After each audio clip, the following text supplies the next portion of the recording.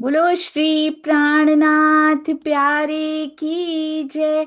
बोलो श्री सतगुरु महाराज की जय। पन्ना धाम की जय। सर्व सुंदर साथ की जय। आप सभी सुंदर साथ जी के धाम हृदय में विराजमान शोभायमान प्राण प्रियतम धाम दुल्हा राज रसिक आपके नूरी कोमल चरणारविंद में कोटान कोट प्रणाम जी। आज प्रेम रसायन ग्रंथ प्रेम रसायन की ई बुक जो बनी है उसका ई मंथन, और उसमें आज हम श्री सिंगार में आगे बढ़ने वाले हैं। तब निज सूरत रूह की उठ बैठी परवान। सुंदर साथ जी, अति अति अति सुंदर चर्चाएं और अति सुंदर सेवाएं इनको लिखकर देने की चरणों में कोटि कोटि प्रणाम जी। और इतने सुंदर ये कवर पेज बनाने की, सिंगार की शोभा हो तो दुल्हन को ऐसे ही बैठना पड़ता है उसके सिंगार को निरखने के लिए। बिल्कुल फोकस्ड एंड कॉन्सेंट्रेटेड, संसार को पीठ दे पिया को देखन के लिए। अति सुंदर चरणों में कोटि कोटि प्रणाम, और आप सभी सुंदर साथ के चरणों में भी कोटान कोट प्रणाम जी। बहुत थोड़े से पेजेस इस किताब के तो रह गए हैं, पर हमारी सीढ़ियां अभी बहुत बाकी हैं। सुंदर साथ जी, आइए चलते हैं। अति सुंदर अति प्यारा वाणी गायन हमारी आशिमा जी के मुख से। प्रणाम जी। प्रणाम जी। प्रेम प्रणाम जी। सुंदर साथ जी। साथ सकल तुम याद करो। साथ सकल तुम याद करो। जिन जाओ बचन विसार जी। धनी मिले आपन को माया में। धनी मिले आपन को माया में। जिन भूलोए अवसर जी। साथ सकल तुम याद करो। साथ सकल तुम याद करो। एही चाल तुम चलियो साथ जी।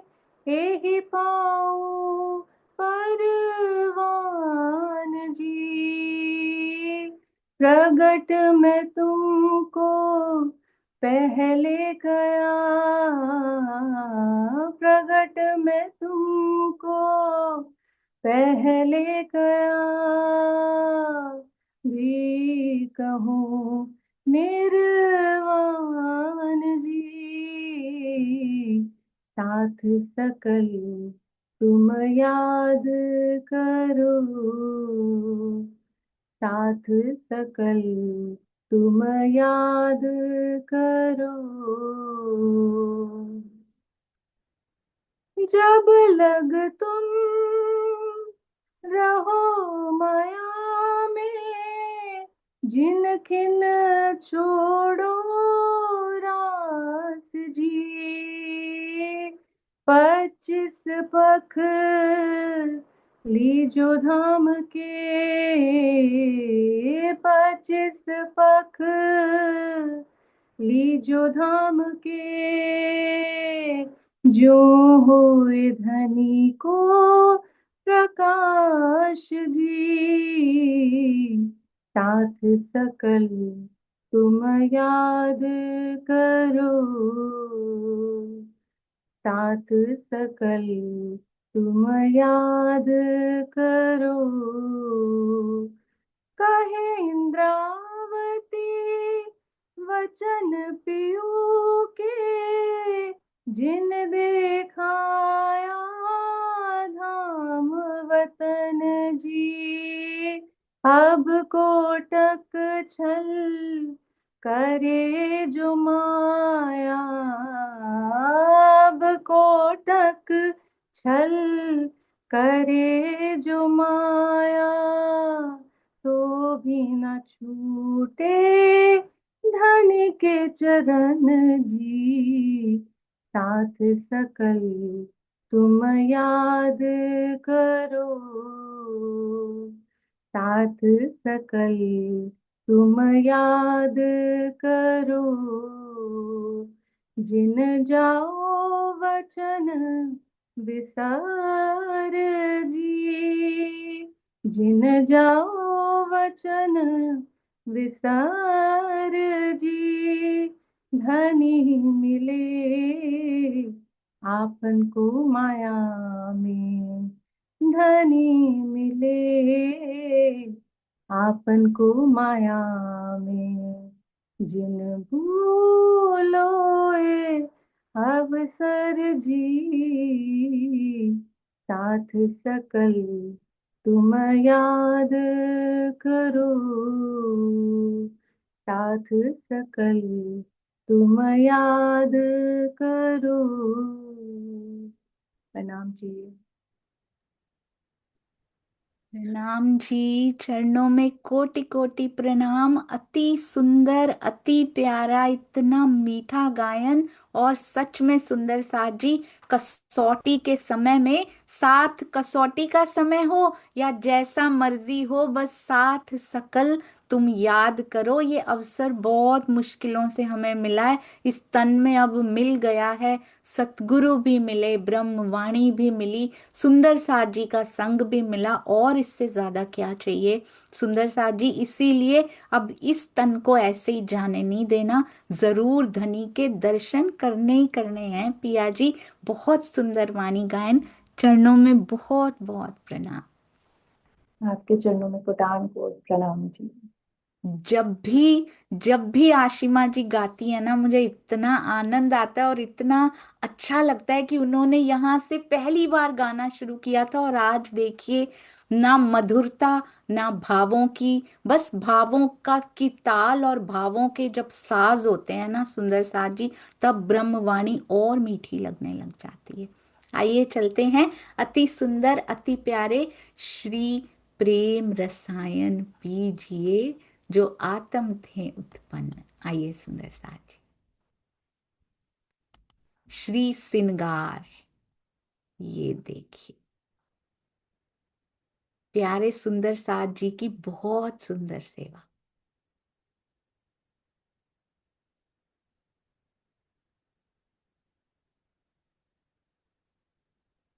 तब निज सूरत रूह की उठ बैठी परवान जी। तब निज सूरत रूह की उठ बैठी परवान, वस्त्र भूखन हक के आए हृदय ज्यों कर, त्यों शोभा सहित आत्मा उठ खड़ी हुई बराबर। श्री सिंगार प्रकरण 4 चौपाई 68। दुष्यंत भैया जब फ्री हुआ करेंगे तब भैया लिया करेंगे। मेरी उनसे बात हुई थी, थोड़े से बिजी हैं, इसीलिए उनकी सेवा ये मैं निभा रही हूँ जी। प्राणेश्वर वस्त्र भूखन हक के आए हृदय ज्यों कर, त्यों शोभा सहित आत्मा, त्यों उठ खड़ी हुई बराबर। प्राणेश्वर अक्षरातीत ने श्रृंगार के इस चौथे प्रकरण में जागनी का वास्तविक रहस्य क्या है, ये हमें समझाया है। जागनी के ब्रह्मांड में जागनी की लीला चल रही है। हम आए हैं किस लिए? माया का खेल देखने, और इस माया के खेल में हमें निद्रा मिली है, जिसको अरबी में फरामोशी कहते हैं। हर सुंदर साथ जागृत होना चाहता है, लेकिन जागनी क्या है, ये यथार्थ रूप से समझना है। मैं आपको, पूज्य स्वामी जी कहते हैं, मैं आपको एक दृष्टांत देता हूं, उससे पता चलेगा कि जागनी कहते किसको हैं।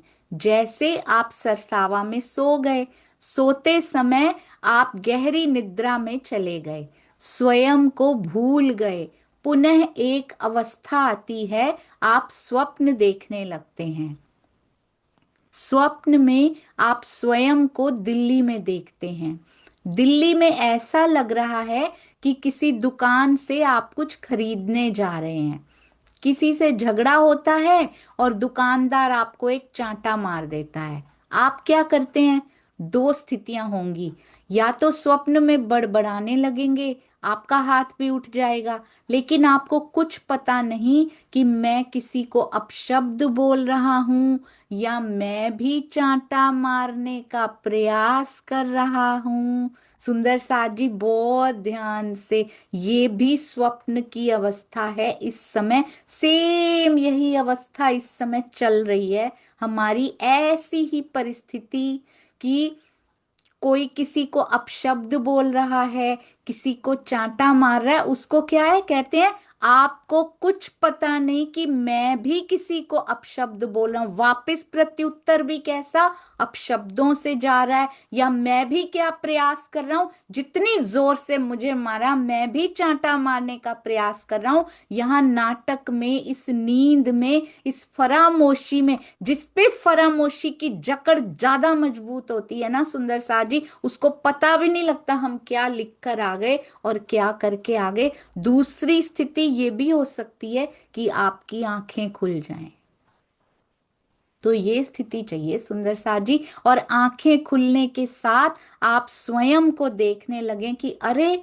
जो मैं दिल्ली का दृश्य देख रहा था वो तो झूठा था। तो यानी जब भी इस माया से चांटा पड़े, जब भी इस माया में आकर कोई अपशब्द बोले, कोई दिल को दुखाए, कोई चांटा मारे, कोई कुछ भी ऐसी परिस्थितियां बने जो दुख देने वाली हो, चाहे वो किसी भी प्रकार की परिस्थिति हो, अपमान की, गरीबी की, बीमारी की, कितने प्रकार की चीजें हैं सुंदर सा जी यहाँ पे, उस समय दूसरी स्थिति में कैसे जा सकते हैं।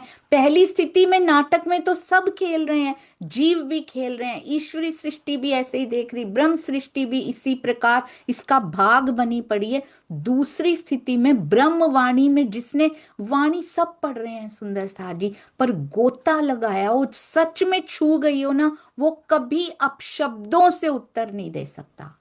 100% वाणी में कहीं नहीं लिखा हुआ कि अपशब्द का उत्तर अपशब्द से दीजिए, कहीं नहीं लिखा हुआ सुंदर सा जी। वाणी का कोई प्रमाण जिसमें राजी ने कहा हो कि जाओ किसी को चांटा मार के आओ या जाओ किसी को गाली दे के आओ, कभी नहीं लिखा हुआ सुंदर सा जी। अगर हमने ब्रह्मवाणी को अंदर उतारा है तो हम कभी भी अपमान का बदला अपमान से नहीं लेंगे, हमेशा प्रेम भेजेंगे, फूल भेजेंगे सुंदर सा जी, प्रेम के फूलों की वर्षा होनी चाहिए। तब जाके, बहुत कठिन कसौटी होती है ये, बहुत कठिन, और उससे भी कठिन होता है कि आया और मेरे अंदर गया ही नहीं, अपमान मैंने लिया ही नहीं। सुंदर साथ जी, अगर हम एक्सेप्ट करें तो इंसल्ट होती है, अगर एक्सेप्ट ही ना करें तो इंसल्ट होती ही नहीं है। Just ignore it, it's not for me. नाटक है ना राज जी, नाटक है, सब अपना रोल निभा रहे हैं। दूसरी स्थिति क्या है, आंखें खुलने के साथ आप स्वयं को देखने लगे कि दिल्ली का दृश्य तो झूठा था, तो अभी आंखें खुल जाएं सुंदर साथ जी कि ये दृश्य सब झूठे चल रहे हैं और उसकी मर्जी के मुताबिक चल रहे हैं। डोंट वरी, जैसे ही उस उन्होंने ऐसे खींचना है और ये सारी परिस्थिति हटके कुछ नया ही सामने आएगा, जिसमें हमारी आंखें शर्म से झुकी होंगी कि हमने इस दौरान क्या क्या कर डाला। और हम क्या कहते थे, पिया एक ही आशा है, बस तू मिल जाए, और हम अपनी ईगो सेटिस्फाई करने के लिए लग गए। हम सही के पीछे खड़े हैं इसीलिए दूसरों का अपमान करके आएंगे, ये भी ईगो है, ये भी सुंदर साजी अहंकार है। बहुत सूक्ष्म अहंकारों का वर्णन किया गया, बहुत ध्यान से एक्शन लेना है, कहीं ऐसा ना हो ये परिस्थिति खत्म होते ही आंखें झुकी हुई हो हमारी। कहते हैं आंखें खुल जाएंगी तो आप अपने को देख लेंगे, लेकिन जब तक आपकी आंखें नहीं खुली हैं तब तक आप अपने को कहाँ देख रहे हैं कि मैं दिल्ली में हूं, मैं सरसावा में नहीं हूं, मैं मूल मिलावे में दिखाई नहीं दे रही हूं। तभी तक ये खेल भारी लग रहा है सुंदर सा जी। आपकी कई अवस्थाएं हैं, आपको लगता है कि मैं हूं, लेकिन मेरा स्वरूप क्या है ये पता नहीं है। स्वप्न की अवस्था में कभी आप दिल्ली में अपने शरीर को देखते हैं, लेकिन सरसावा वाले शरीर को नहीं देखते, यानी मूल तन को नहीं देख पा रहे हैं। तो आप क्या सोचते हैं कि मैं तो दिल्ली में हूं, दिल्ली माया को बोला है, और सरसावा यहाँ पर परम धाम बोला है कि मूल तन को नहीं देखते हैं पर माया वाले शरीर को देख रहे हैं। मैंने कहा सपने में कितनी प्रक्रियाएं होंगी, निद्रा के प्रभाव में आप बड़बड़ाते हैं, सब कुछ करते हैं, वैसे ही इस जागनी के ब्रह्मांड में हमारे साथ हो रहा है। देख रहे हैं ना सुंदर साथ जी, बड़बड़ा भी रहे हैं और प्रत्युत्तर भी दे रहे हैं, सब कुछ इस नाटक में। हम इस नाटक को नाटक की तरह नहीं समझ पा रहे हैं, हम फिर घूम जाते हैं, हम फिर भूल जाते हैं। जैसे ही परिस्थिति आती है पता नहीं ब्रह्मवाणी का मंथन कहाँ चला जाता है। सुंदर साथ जी कैसे भूल जाते हैं कि ये नाटक है। किसी को प्रेम की ध्वजाएं कभी किसी का अपमान नहीं कर सकती हैं। सतगुरु सर्व समर्थ होते हैं, वो केवल परीक्षा ले रहे हैं कौन कौन इसमें कूदता है और बुरी बातें बोल के आता है। बाद में उन्हीं के सामने नजरें नीची हो जाएंगी। सुंदर साजी, तुम देखत मोहे इन इंड में, मैं 14 तबक से दूर। जिसने सतगुरु को अंतर से पहचाना होता है ना सुंदर साथ जी, अंदर से पहचाना होता है, उसको पता होता है हम क्या संभालेंगे, वो हम सबको संभालने वाला होता है। सुंदर साथ जी, अंतर्गत ब्रह्मांड ते सदा साहेब के हजूर, कहते हैं श्री कीर्तन प्रकरण 65 चौपाई 18। तुम देखत हो मोहे इन इंड में, कौन कह रहा है? श्री इंद्रावती जी के स्वर हैं ये, कि साथ जी आप मेरे इस मिहिर राज के तन को इस ब्रह्मांड में देख रहे हो, मैं 14 तबक से दूर। कौन दूर है? जो मिहिर राज जी के तन के अंदर बैठा है। मिहिर राज जी का तन यहाँ का है, तो 14 लोकों से परे कौन है? परम धाम में कौन विराजमान है? इंद्रावती की परात्म परम धाम में विराजमान है। तो ये हमारे लिए भी तो सुंदर साथ जी यही है। अपने आप को हम इस इंड में देख रहे हैं, हम तो 14 तबक से दूर से आए हैं। इस माया के खेल को एक प्ले की तरह देखिए और एंजॉय कीजिए। सुंदर साथ जी आनंद लीजिए। को मैं सच बताऊं, मेरे बारे में भी लिख लिख के जाते हैं ना, मुझे अब उसमें आनंद आता है। हंसी होती है ना, हंसी आती है, उनकी हंसी नहीं, अपनी ही हंसी याद आती है उसमें, कि वाह मेरे सुंदर साथ जी वाह।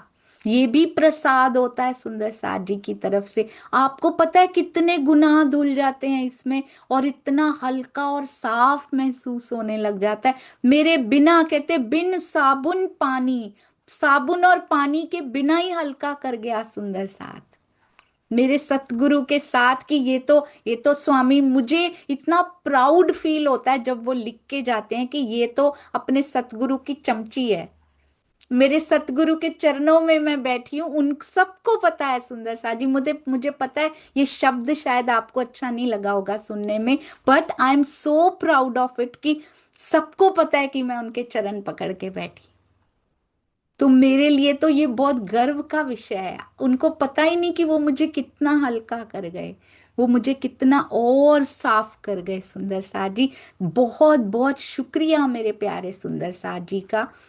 सबको धनी से इश्क हो जाए बस, और इसको नाटक की तरह हम सब सुंदर साथ देखकर उसका आनंद लेना शुरू करें। सुंदर साथ जी कहते हैं अंतर्गत ब्रह्मांड थे, मिहिर राज जी के तन को इस ब्रह्मांड में देख रहे हो, मैं 14 तबक से दूर। कौन 14 तबक से दूर? इंद्रावती जी की परात्म और मूल तन वहां बैठा। इंद्रावती जी की आत्मा कहाँ से आई है इस खेल में? अंतर्गत ब्रह्मांड ते सदा साहिब के हजूर। उनका मूल तन मूल मिलावे में है, हमारा मूल तन भी मूल मिलावे में है, और आत्मा का तन इस खेल में दिखाई दे रहा है। जीव का तन है जिस पर अधिष्ठान बनाकर आत्मा इस खेल को देख रही है। है एक छोटी सी सच्चाई, जिसके लिए बहुत वाणी मंथन नहीं चाहिए होता सुंदर सा जी, पर बार बार याद कराना पड़ता है खुद को कि ये नाटक है।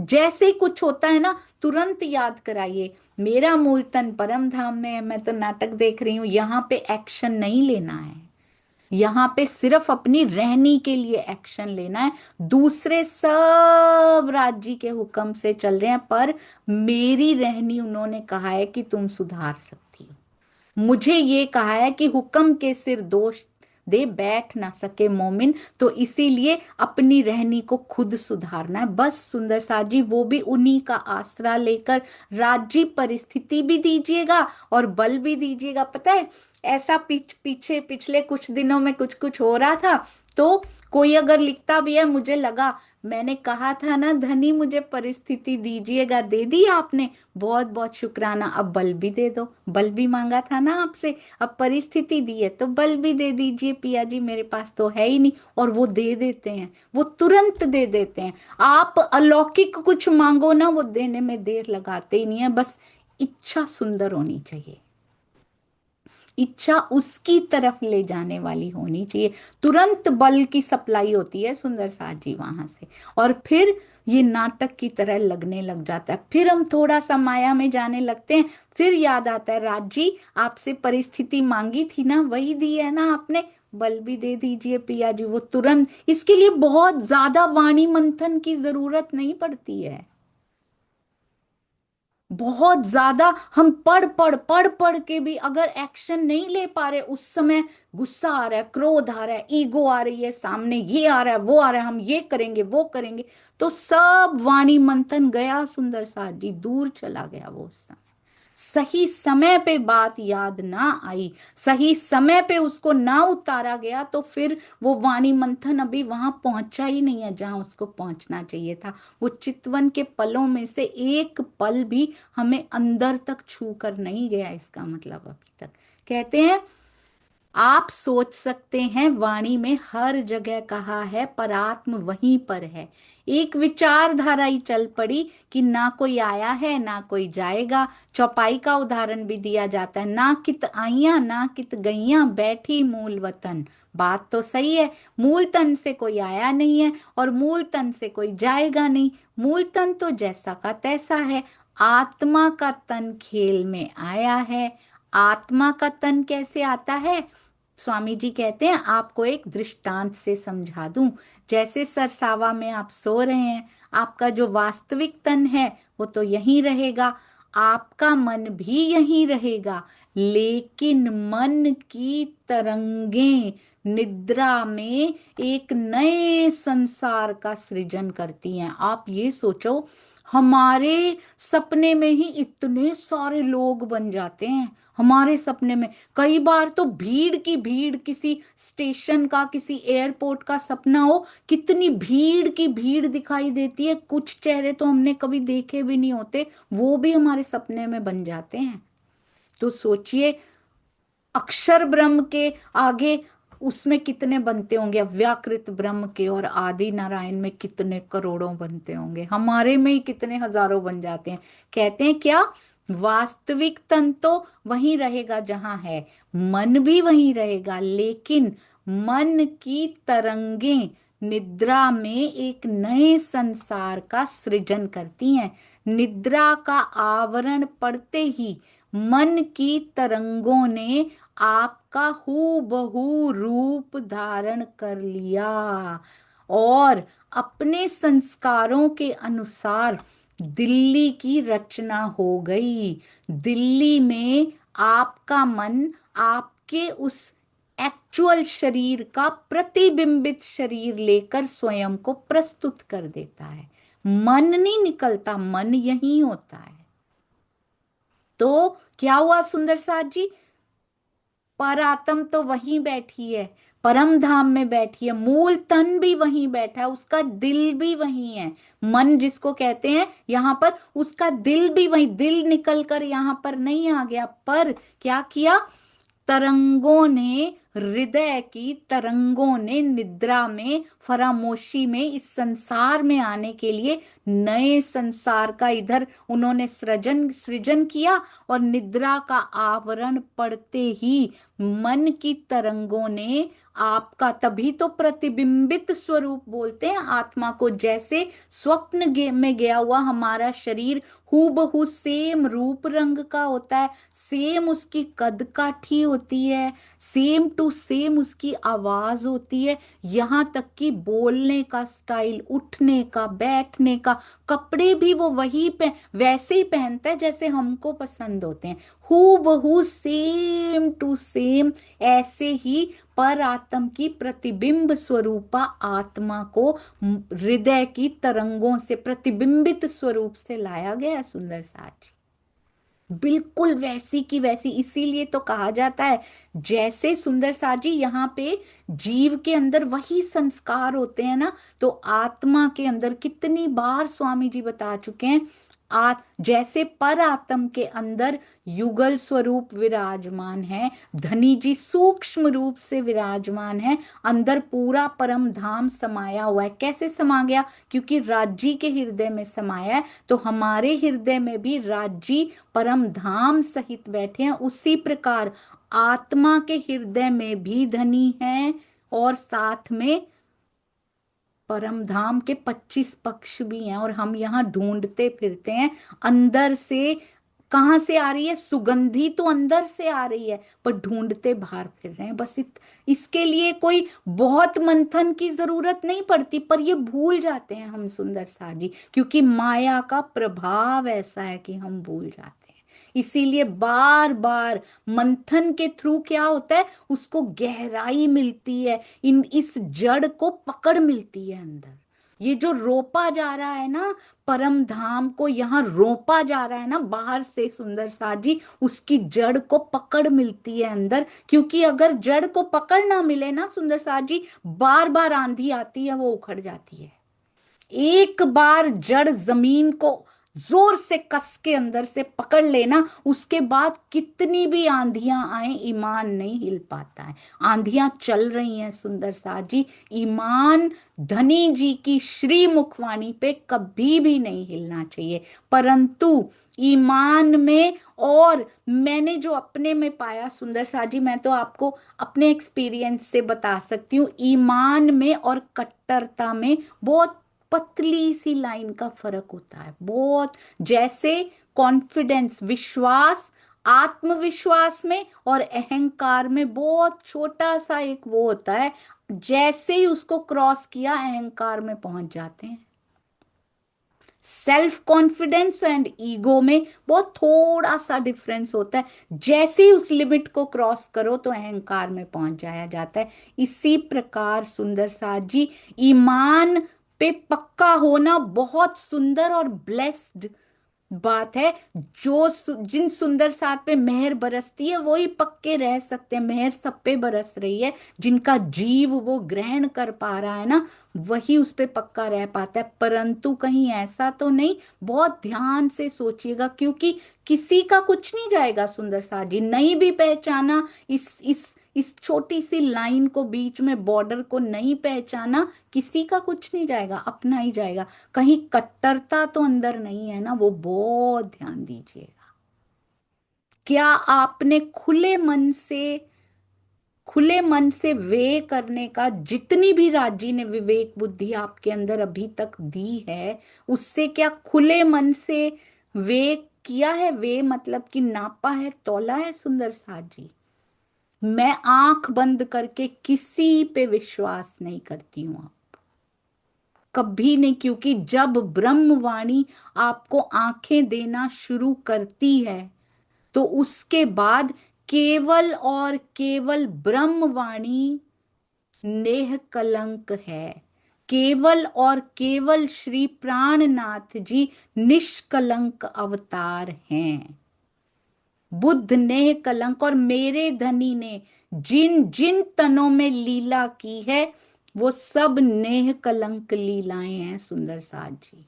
वाणी के आने से उसको नेह कलंक कह दिया जाता है, क्योंकि अब कोई संशय बाकी नहीं रहा। इसीलिए, नहीं तो ब्रज के श्री कृष्ण जी राज्जी में कोई कलंक नहीं है सुंदर साथ जी, राज्जी ने कलंक है तब भी, सिर्फ और सिर्फ तारतम वाणी आने का समय नहीं आया। ऐसा नहीं है कि उनके अंदर तारतम वाणी लाने की कैपेसिटी नहीं है, उनमें योग्यता नहीं है, असराफील तब भी उनके अंदर बैठे हैं, उनकी लीला का समय नहीं आया है अभी, उनको आदेश नहीं मिला है राज्य की ओर से कि अभी तारतम वाणी उतरेगी। आप समझ रहे हैं इस बात को सुंदर साथ जी, रास में धनी में कोई कमी नहीं है, आवेश स्वरूप पूरा होता है। जिस प्रकार सोचिए हमारा सोया हुआ भी सेम टू सेम है, हम तो निद्रा में हैं, फरामोशी में भी कहते परात्म की कॉपी हो तुम, बस पहचानो जागो। और वो तो जागृत का प्रतिबिंब है आवेश स्वरूप, तो उनमें भला कैसे कमी हो सकती है। बस उस लीला का समय नहीं आया, अंदर तो नेह कलंक की है, बाहर की लीला नेह कलंक होगी प्राणनाथ जी में। अंदर ना कभी कोई कमी थी उनमें, ना है और ना कभी हो सकती है। अब कहते हैं दिल्ली में आपका मन उस शरीर का प्रतिबिंबित शरीर लेकर स्वयं को प्रस्तुत कर देता है, मन यही होता है। और सुंदर साथ जी देवचंद्र जी के रूप में, धनी श्री देवचंद्र जी के रूप में भी कोई कमी नहीं है अंदर, ऐसा नहीं है। उनको कहा गया बुद्ध, उनको कहा गया बुद्ध अवतार, और प्राणनाथ जी को कहा गया बुद्ध नेह कलंक अवतार। श्यामा जी उनके भी अंदर हैं, श्यामा जी उनके भी अंदर हैं, राजी भी पूरे के पूरे हैं, बस केवल तारतम वाणी की लीला इस तन से होनी है, दैट्स इट। अंदर वाले में कभी ना कमी थी, ना कभी है, ना कभी हो सकती है, कभी भी देवचंद्र जी की लीला को कमतर करके या कृष्ण जी की लीला को कमतर करके हम खुद गुनहगार हो रहे हैं सुंदर साथ जी। अंदर देखें तो एक ही स्वरूप क्रीड़ा कर रहा है सबके अंदर, जब जब जिस लीला का समय होता है वो उतार देता है। ब्रह्मवाणी से अधिक विश्वास किसी पर नहीं किया जा सकता, क्योंकि राजी ने कहा मैं खुद भी आके खड़ा हो जाऊं ना सामने, तो ब्रह्मवाणी पर भरोसा करना, मेरे ऊपर भी मत करना। अगर इस माया में मैं खुद भी खड़ा हो जाऊं ना, तो माया तुम्हें भ्रमित कर सकती है, मेरे रूप में भी कर सकती है, पर ब्रह्मवाणी तुम्हें कभी भ्रमित नहीं करेगी। मन मनह विलीयते, कहते मन यही होता है, मन नहीं निकलता अंदर से। वैसे ही वहां से भी कोई मन या दिल निकल के नहीं आया है, बस उसकी तरंगों ने यहाँ पे आत्मा का रूप धारण कर लिया। इसीलिए कहते हैं ना नजर आई है यहाँ पे, नजर तरंगे आई हैं यहाँ पे सुंदर सारी, क्योंकि वहां का दिल तो यहाँ सहन भी नहीं कर सकती ये काल माया। मनः विलीयते प्राणास्त्रैव विलीयन्ते, जहां मन विलीन होगा वहां प्राण भी विलीन होगा। जैसे मन यहीं रहेगा, मन की तरंगें जाएंगी। इसी प्रकार सुंदर साजी जब हम चितवन में भी बैठते हैं तो आत्मा निकल के नहीं चली जाती। कई बार चितवन में हम क्या बोल रहे होते हैं, मेरी आत्मा अब ये देख रही है, आत्मिक दृष्टि जाती है सुंदर साजी, आत्मा थोड़ी मेरे अंदर से निकल के चली जाएगी, आत्मिक दृष्टि जाती है और वो देखती है जाकर। मन यहीं रहेगा, मन की तरंगें जाएंगी। इसी तरह से परात्म का तन, अब जैसे मैं दूर किसी चीज को देख रही हूं, मेरी आंख थोड़ी निकल के वहां पे पहुंच गई है, या मैं थोड़ी पहुंच गई हूं वहां पे, मेरी आंख थोड़ी निकल गई है और वहां पे पहुंच गई है। अंदर से जो दृष्टि का उसके अंदर बल है ना, वो दृष्टि पहुंची है उस दूर तक। मैं भी यही हूं, मेरा शरीर भी यही है, मेरी आंख भी यही है, मेरे कान भी यही है। दूर से आवाज सुनी, मेरे कान नहीं चला गया वहां पे चल के, आवाज को सुना है उसने सुंदर साथ जी।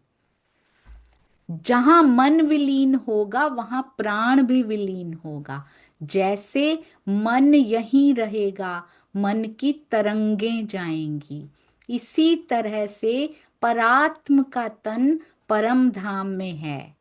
क्या बोला उन्होंने, जहां मन विलीन होगा वहां प्राण भी विलीन होगा। बहुत सुंदर सुंदर साजी।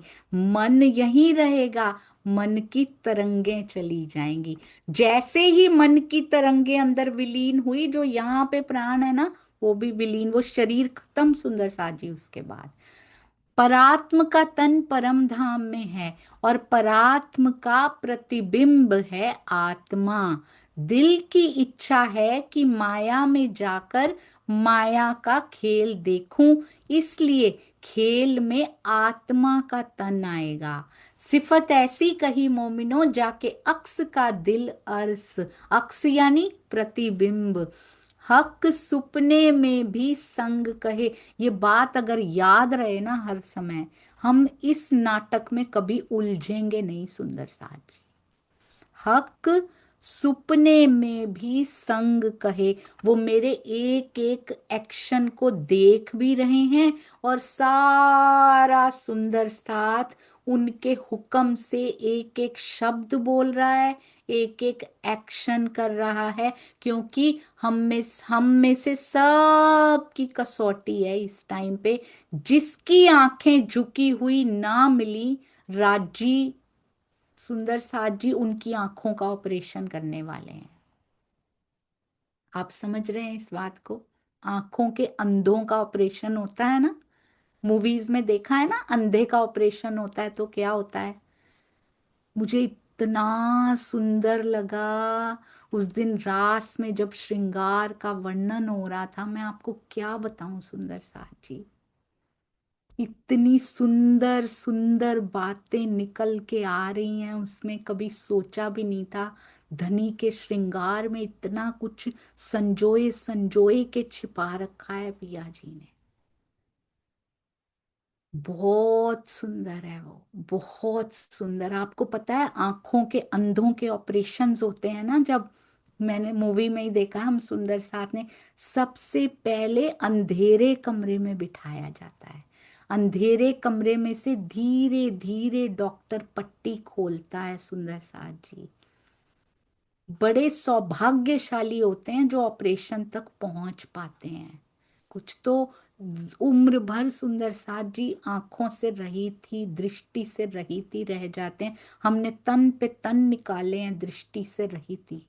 अब इस बार ब्रह्मवाणी, सतगुरु, सुंदर साथ की संगति सब मिल गया है हमें। उसके बाद अंधेरे कमरे में जब उनके आंखों की पट्टी उतारी जाती है तो क्या कहा जाता है, धीरे धीरे आंखें खोलना। बहुत कम रोशनी होती है उस कमरे में, क्योंकि दोपहर के सूर्य में बाहर ले गए अगर सूरज की रोशनी में, आंखें फिर से अंधी हो सकती हैं, क्योंकि वो सहन नहीं कर पाएंगी। माया में इतनी देर से अंधे बैठे हैं, अचानक से मोल मिलावा नहीं देख पाएंगे सुंदर साथ जी हम। सबसे पहले ब्रज की लीलाओं में रमण कराया जाता है। इसका प्रूफ है हमारे पास, क्योंकि हमारे सब परमहंसों ने ब्रज और रास की लीलाओं को गाया है पहले। उसके बाद उसको थोड़े और ज्यादा वॉट बल्ब की रोशनी में ले जाया जाता है, यानी कि रास के दर्शन करवाए जाते हैं। आज हम कहते हैं रास में तो कुछ भी नहीं है। रास में क्या रखा है भला? वहां तो तन लीला कर रहे हैं, खाली तन लीला कर रहे हैं। इंद्रावती जी जब वर्णन कर रही हैं, तब क्या उन तनों में कोई शक्तियां हैं क्या सुंदर साथ जी? हम इसके बारे में डिटेल में बात करेंगे, बहुत डिटेल में, इस बार की श्री कृष्ण त्रिधा लीला में। क्योंकि राजी आ गए हैं अब इन अंधों का, मैं अपनी बात कर रही हूँ, इस अंधी का ऑपरेशन करने के लिए वो आ गए हैं अब हमें देखना है। और ब्रज रास को छोड़ दिया, छलांग परम धाम में कभी नहीं लग पाएगी। परम हंसों की भी नहीं लगी तो हमारी क्या लगेगी सुंदर साज। जिस दिन उस मास्टर प्लानर के हृदय की चाबी हाथ में लग जाती है ना, तो पता लग जाता है अगला दांव वो क्या खेलने वाले हैं सुंदर साज जी। इतने वो मेहरबान है, बहुत सुंदर खेल खिला रहे हैं वो। बस दृष्टा बन के कहना नहीं है, बार बार याद दिलाइए, अरे ये तो नाटक चल रहा है, इसमें क्यों इन्वॉल्व हो रही हो, उसमें इन्वॉल्व हो जाओ। जिसमें होना चाहिए। ये याद रखिए सुंदर साथ जी, हक सुपने में भी संग कहे, रूहें इन विद अरस परस। श्री श्रृंगार प्रकरण 21 चौपाई 81। हक सुपने में भी संग कहे, राजी हमारे साथ हैं स्वप्न में भी। वे स्वप्न में आए हैं अपने आवेश स्वरूप के साथ।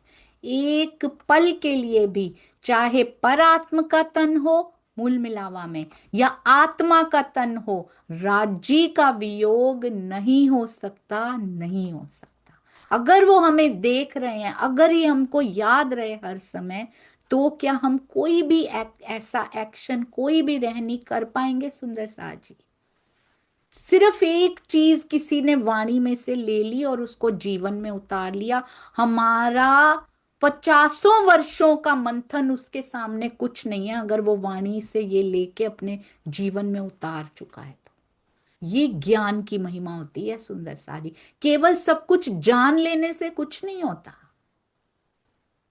सब कुछ पता लग गया हमें, सारे फैक्ट्स एंड फिगर्स पता है, ऐसे ऐसे बनती है, ऐसे ऐसे चर्चनी होती, ऐसे ऐसे ये होता है, ऐसे श्री कृष्ण त्रिधा लीला होती, ऐसे ये उतारा ही नहीं कुछ। अगर सिंधी में ये बातें कर ली हमने की सुंदर साथ जी, हमने कितनी की बैठ के।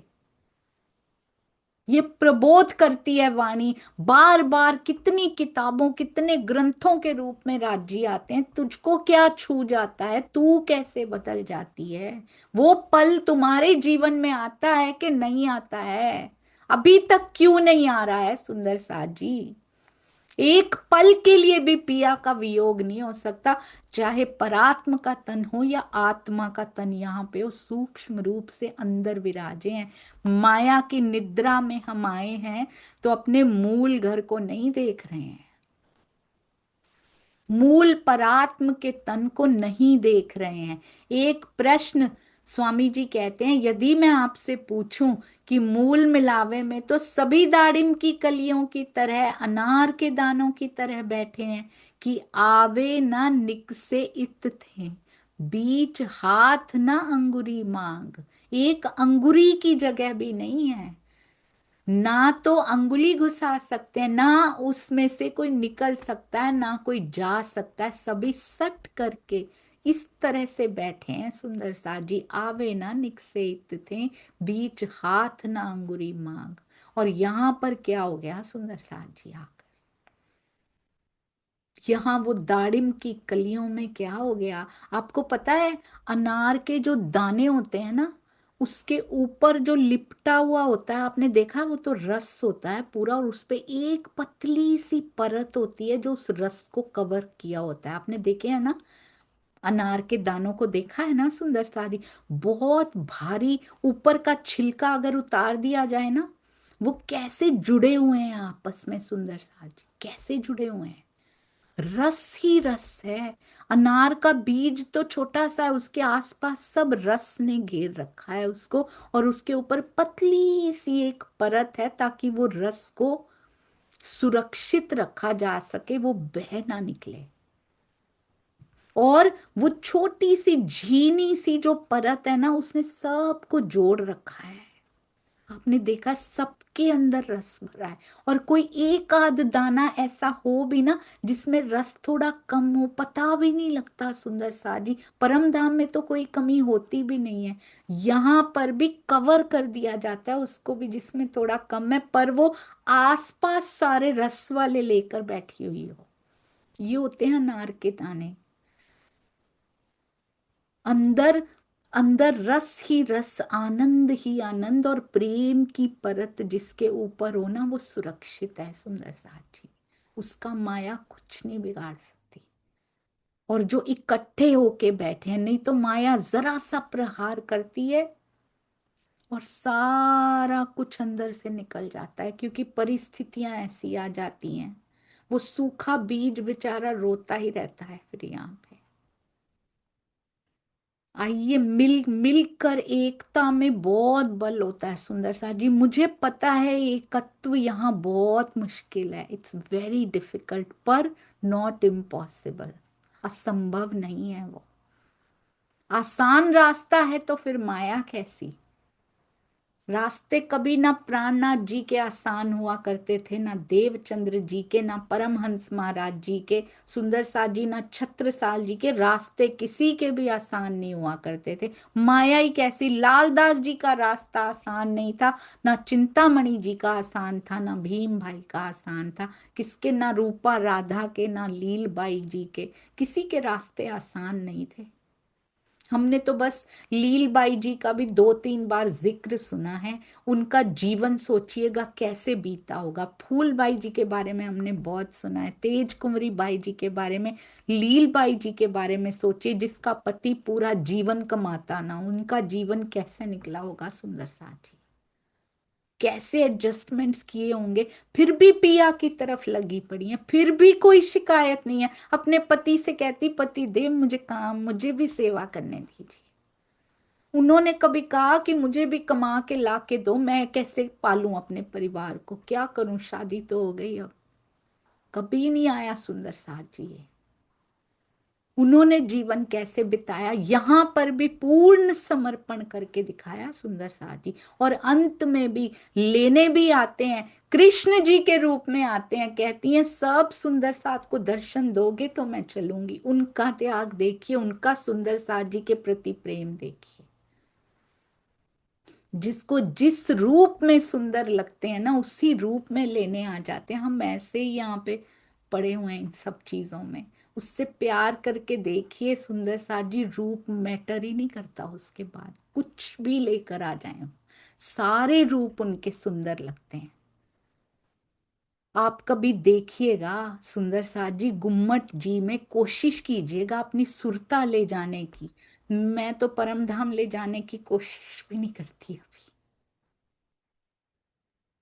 गुम्मट जी में सुरता पहुंच जाए पहले, ब्रज में पहुंच जाए, फिर रास में पहुंच जाए, फिर आती है मूल मिलावे की बारी सुंदर साथ जी। गुम्मट जी में कभी कोशिश कीजिएगा, यहाँ बैठे बैठे क्या मैं महसूस कर पा रही हूँ स्वयं को गुम्मट जी में। आपको अंदर से क्या महसूस होगा आप देखिएगा, बहुत सुंदर महसूस होगा।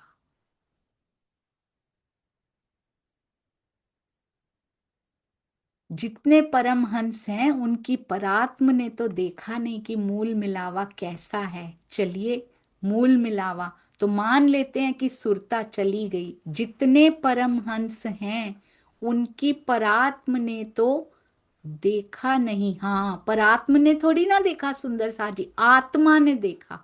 परात्म तो वहीं बैठी है, परात्म तो मूल मिलावे में ही बैठी है। वो इस समय चाहे भी तो आंखें खोल के देख नहीं पा रही है, फरामोश बैठी है, पर आत्मा देख सकती है। आत्मा निकल के नहीं जाती, दृष्टि पहुंच जाती है आत्मा की।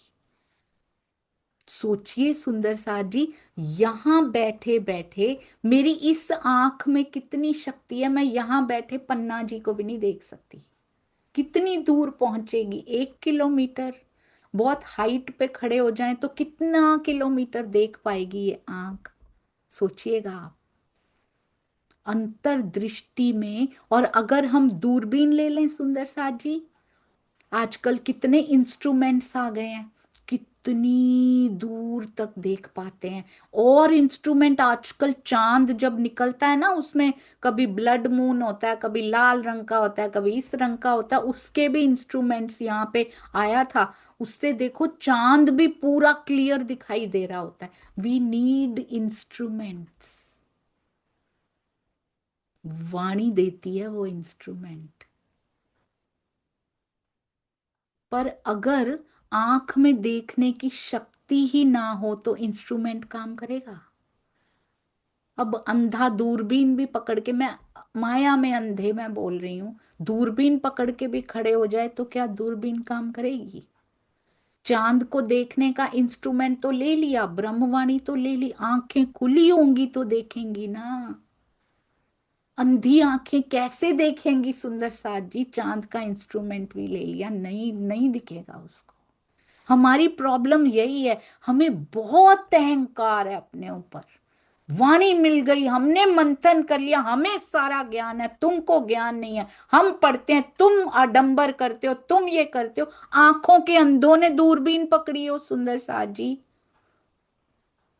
पता है हमारी विडंबना क्या है? कल मैं यही सोच रही थी, सुंदर साथ जी से बात भी हुई है, एक सुंदर साथ जी से मैं कह रही थी कि एक अंधे को पता है सूरज पीले रंग का होता है, जब वो 11 बजते हैं तो इतने रंग का हो जाता है, लाल रंग का हो जाता है, फिर वो केसरिया रंग, उसको पता नहीं है केसरिया रंग होता कैसा, लाल क्या, उसने सुना है बस।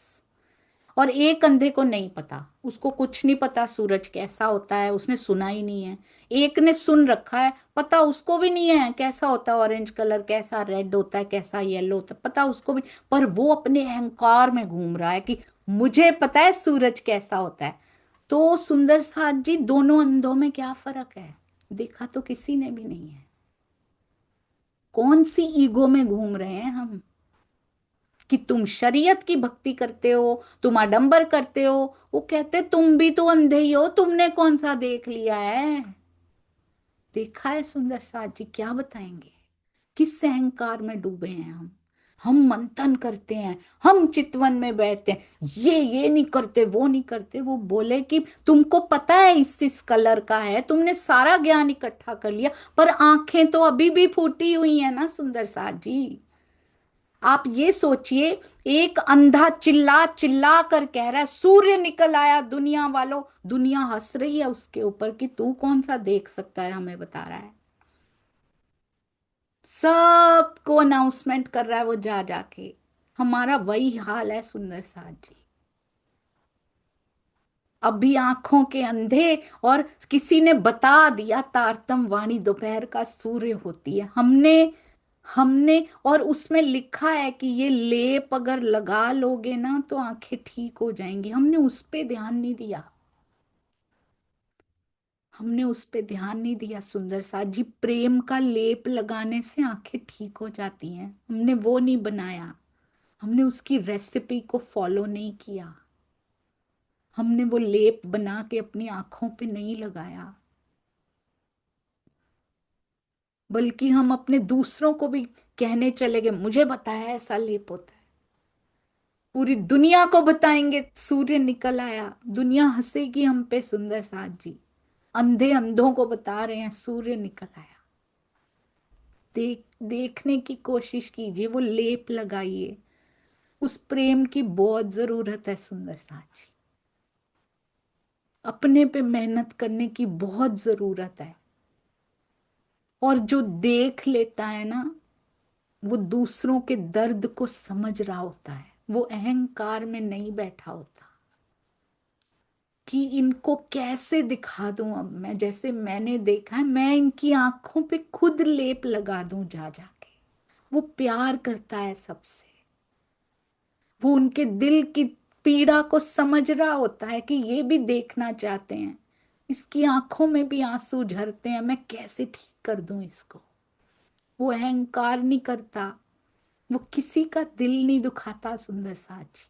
वो सबसे प्रेम करता है, वो सबकी आंखों पे लेप बना बना के लगाता है, ये देख ऐसा होता है सूर्य। आओ प्रेम करें, उसके बिना ना मुझे दिखेगा ना तुझे दिखेगा, किसी को नहीं वो दिखाई देगा, क्योंकि ये प्रेम का सौदा है। ज्ञान में स्वयं को खोया नहीं जा सकता, प्रेम में खोया जा सकता है, स्वयं को विसर्जित किया जा सकता है। ज्ञान जरूरी है, उसको अनदेखा नहीं किया जा सकता, क्योंकि उसी से तो पता लगता है लक्ष्य का। पर पाना लक्ष्य का प्रेम से होता है, वो फैक्टर मिसिंग है सुंदर साथ जी हम सब में। दोनों तरफ सखियां खड़ी हैं, दोनों को राज जी ने शोभा दी है, दोनों एक दूसरे की शोभा को जब तक नहीं समझेंगे ना, जब तक ये इनमें गलतियां निकालेंगे, ये इनमें निकालेंगे ना, तब तक धनी बहुत दूर है सुंदर साथ जी। बस यही समझ में नहीं आ रही है। सबसे ये उसका बनाया नाटक है, सबसे प्रेम करना है रिगार्डलेस ऑफ देयर स्वभाव। उनके जीवों का स्वभाव जीवों का है ना, आत्मा का थोड़ी। आत्मा तो सारी पिया से मिलना चाहेंगी। जितने परमहंस हैं उनकी परात्म ने तो नहीं देखा मूल मिलावा कैसा है। चलिए मूल मिलावा तो मान लेते हैं, सुरता चली गई, चलिए मूल मिलावा। पुखराज को कैसे देखा, हौज कौसर को कैसे देखा, मानिक पहाड़ को कैसे देखा, 25 पक्षों में कैसे परिक्रमा कर ली, कैसे युगल दास जी ने एक एक चीज कह करके बताया कि इतनी लंबी है, इतनी चौड़ी है, क्योंकि सब की परात्म पर समान फरामोशी है, सब में वाहिदत है। तो एक को दिखाई पड़ रहा है, एक को नहीं दिखाई पड़ रहा, ये कैसे संभव है? इसमें एक गहरा रहस्य छुपा है। देखिए, आपकी जागृति की, जुगलदास जी ने देख लिया पर हमको दिखाई नहीं पड़ रहा।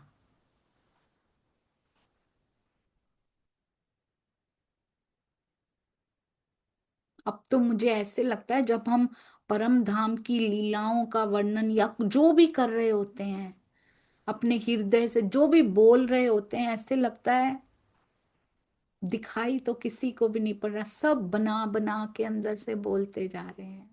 सुना हुआ है बस ऐसा ऐसा। कैसी ये विडंबना है सुंदर साथ जी। जागृति की कहते हैं दो अवस्थाएं हैं। एक तो जब आपकी आंखें खुल जाएं, जैसे बहुत सुंदर सुंदर साथ जी, जैसे सरसावा में आप सो रहे हैं, स्वप्न में दिल्ली चले जाते हैं, आपको इतना जोर का कोई चांटा मार दे कि उस चांटे के प्रभाव से आपकी निद्रा भंग हो जाए, तो आप उठ के देखते हैं, अरे मुझको किसने मारा, बिस्तर पर उठ जाते हैं, परातम में उठ जाए मतलब आंखें खोल लेते हैं, तो आपको लगता है मैं तो सरसावा में सो रहा था, मैं तो स्वप्न में दिल्ली पहुंच गया था। इसको कहते हैं परात्म की जागनी। एक दूसरी अवस्था है जो यहां प्राप्त होती है, सपने में प्राप्त होती है। जब आप स्वप्न देख रहे होते हैं, दिल्ली पहुंचे होते हैं, स्वप्न में ही आप अपने तन को देख रहे होते हैं कि मैं दिल्ली आया हूं। आपको अपना चेहरा भी दिखाई देता है, सपने में आप बात भी कर रहे होते हैं, मारपीट भी कर रहे होते हैं। देखते हैं ना, समाज के एक विद्वान है, चर्चनी के एक्सपर्ट, कभी कहते हैं पास में उनके सोते थे तो रात को सपने में भी बड़बड़ाते थे, पुखराज, हौज कौसर, मानिक पहाड़, क्योंकि वो चर्चनी ही चर्चनी करते थे। संस्कार वश सपने में भी उनको वही याद रहता था। आप वाणी पढ़ते हैं तो क्या स्थिति होगी? आपके अंदर विवेक जागृत होगा। सुंदर सा जी, जागृत बुद्धि अंदर आ जाएगी। अभी तक विवेक तक जागृत नहीं हो पा रहा है। हम बहुत लंबी लंबी बातें करते हैं, छलांगे परम धाम तक की मारते हैं सुंदर सा जी, अभी तक विवेक बुद्धि तक जागृत नहीं हो पा रही है। और हम ऋषियों को, मुनियों को तो कुछ समझते ही नहीं है, विवेक बुद्धि में बहुत आगे थे वो हमसे। हम डिसाइड तक नहीं कर पाते कि ये खेल है और हमें कैसा व्यवहार करना है यहाँ पे, कितना विश्वास किसके ऊपर करना है, ब्रह्म वाणी को दिल दे देना है, हम नहीं समझ पाते हैं सुंदर साथ जी। अभी तक हम अंधे होकर पीछे चलते हैं। मैंने देखा, अपने आप की बात कर रही हूं मैं सुंदर साथ जी, वाणी क्या दिखा रही है हम कभी नहीं देखते सुंदर साथ जी। वाणी क्या रास्ता दिखा रही है? आपके अंदर विवेक जागृत होगा और वो आपको गाइड करता है अंदर से सुंदर साथ जी कि करना क्या है। ये परिस्थिति आई है, राजी बताओ अब क्या करना है। आपको अंदर से प्रबोध होता है, परमहंसों की बीतक बोलती है अंदर से, बीतक साहब बोलती है अंदर से, ब्रह्मवाणी की चौपाई गुंजायमान होती है। राजी कहते करो अब जो ये वाणी बोल रही है। आपके अंदर विवेक जागृत होगा, आप चितवनी की राह पे चल पड़ते हैं। परात्म में तो फरामोशी है, लेकिन प्रश्न ये है, आपको अपना स्वरूप कब दिखाई देगा कि आप कौन है?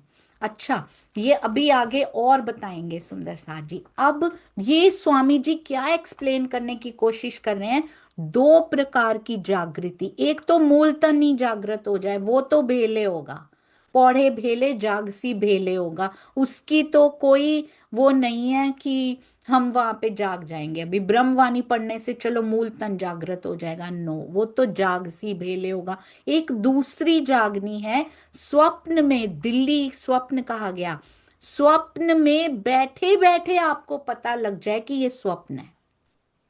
हमें सपने में कभी पता नहीं होता, कभी कभी तो पसीने से तरबतर हो जाते हैं, कोई ऐसी ऐसी घटना हम देख लेते, सामने शेर खाने को तैयार खड़ा हो, यहां डर के मारे शरीर के पसीने छूटे होते हैं कई बार, कोई मारने के लिए सामने खड़ा हो, जान जाने का खतरा है अंदर, सपने में भी तो यहां पर भी कुछ होने लग जाता है, उठ के पानी पीते हैं कई बार सुंदर साजी। पर सपने में ही होश आ जाए कि ये सपना है, दैट इज कॉल्ड आत्मा की जागृति। परात्म की तो सबकी इकट्ठी होगी, पर जिन जिन को ये होश आ गया कि ये सपना है, ब्रह्मवाणी वही तो जगा रही है कि आत्मा की जागृति हो जाए। हम फिर भूल जाते हैं ये सपना है, हम फिर भूल जाते हैं ये नाटक है।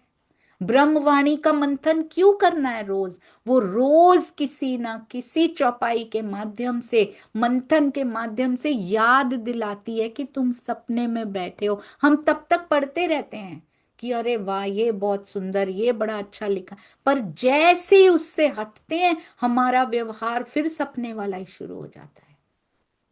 हमारे व्यवहार में और हमारे मंथन में जब हम शब्द बोल रहे होते उसमें मैच नहीं हो पा रहा है। This is this is the real problem.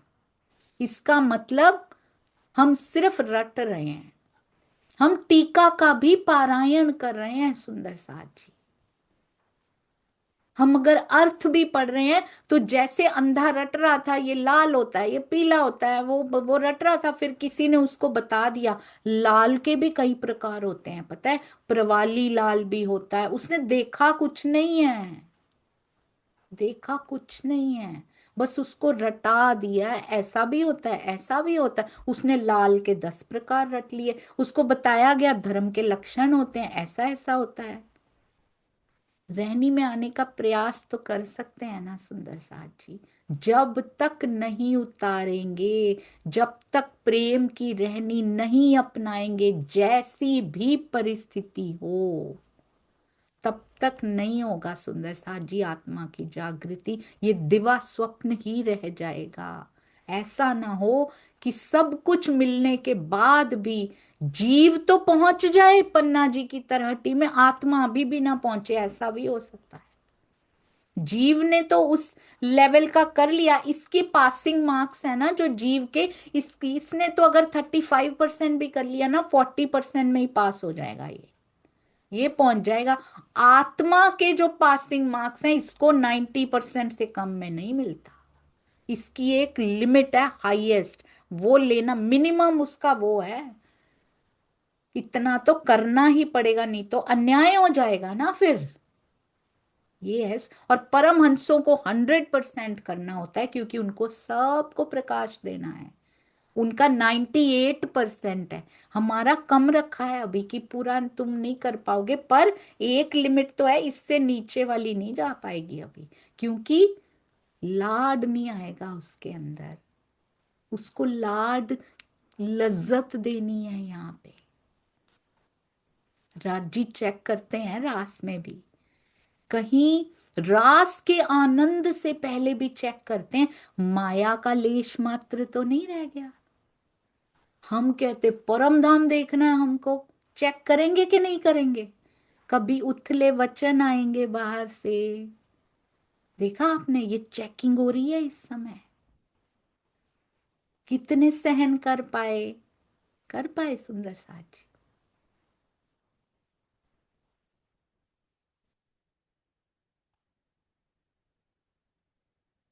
कहते हैं परात्म में फरामोशी है, लेकिन अपना स्वरूप कब दिखाई देगा? जैसे मैंने कहा, जब तमोगुण का प्रभाव कम होता है, जब गहरी निद्रा होती है, तमोगुण के गहन प्रभाव के कारण तो 6 घंटे कैसे बीत गए नींद में पता ही नहीं चलता। स्वप्न में कुछ कुछ आभास रहता है, मैं स्वप्न देख रहा हूं, लेकिन उसी में जो ध्यान की अवस्था में डूबे रहते हैं, केवल उनको ये अधिकार होता है कि स्वप्न में भी उनको ऐसा लगता है कि मेरा शरीर है। सामान्य व्यक्तियों पर यह घटित नहीं होगा। केवल योगी महात्मा जो ऊंचे स्तर की साधना करते हैं वो जान सकते हैं कि स्वप्न देखते हुए भी उनको याद रहता है कि मेरा तन कहीं और है और स्वप्न में कहीं और देख रहा हूं, कि मेरा ये रूप है। अपने वास्तविक स्वरूप के बारे में थोड़ी सी उनको झलक मिलती है। यही कहानी है इस संसार में जागने की, सुंदर साथ जी। परात्म को आत्म देखसी, तब उतर जासी सब फेर जी। आत्म ने परात्म को देख लिया तो उतर जासी सब फेर जी। हमारी आत्मा परात्म को देखे, आत्मा से परात्म को देखा जाएगा। यानी कि सपने वाला तन असल तन को देख ले।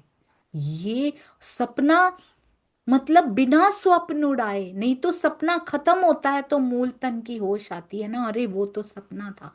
राज जी ने ऐसा प्रबंध किया यहाँ पे, सपना भी नहीं उड़ा, पर मूल तन को देख रहा है। सपने वाला तन बैठ के उसको सब पता लग चुका है कि मैं यहाँ सपने में हूँ। हमें पता लग चुका है, हमारा व्यवहार है ऐसा कि हम सपने में हैं, यहाँ पे हम नाटक प्ले कर रहे हैं, मेरा मूल तन कहीं और है। रट तो लिया, बता भी रहे हैं सबको, पर व्यवहारों में परिलक्षित नहीं हो रहा, ये डूबे पड़े हैं।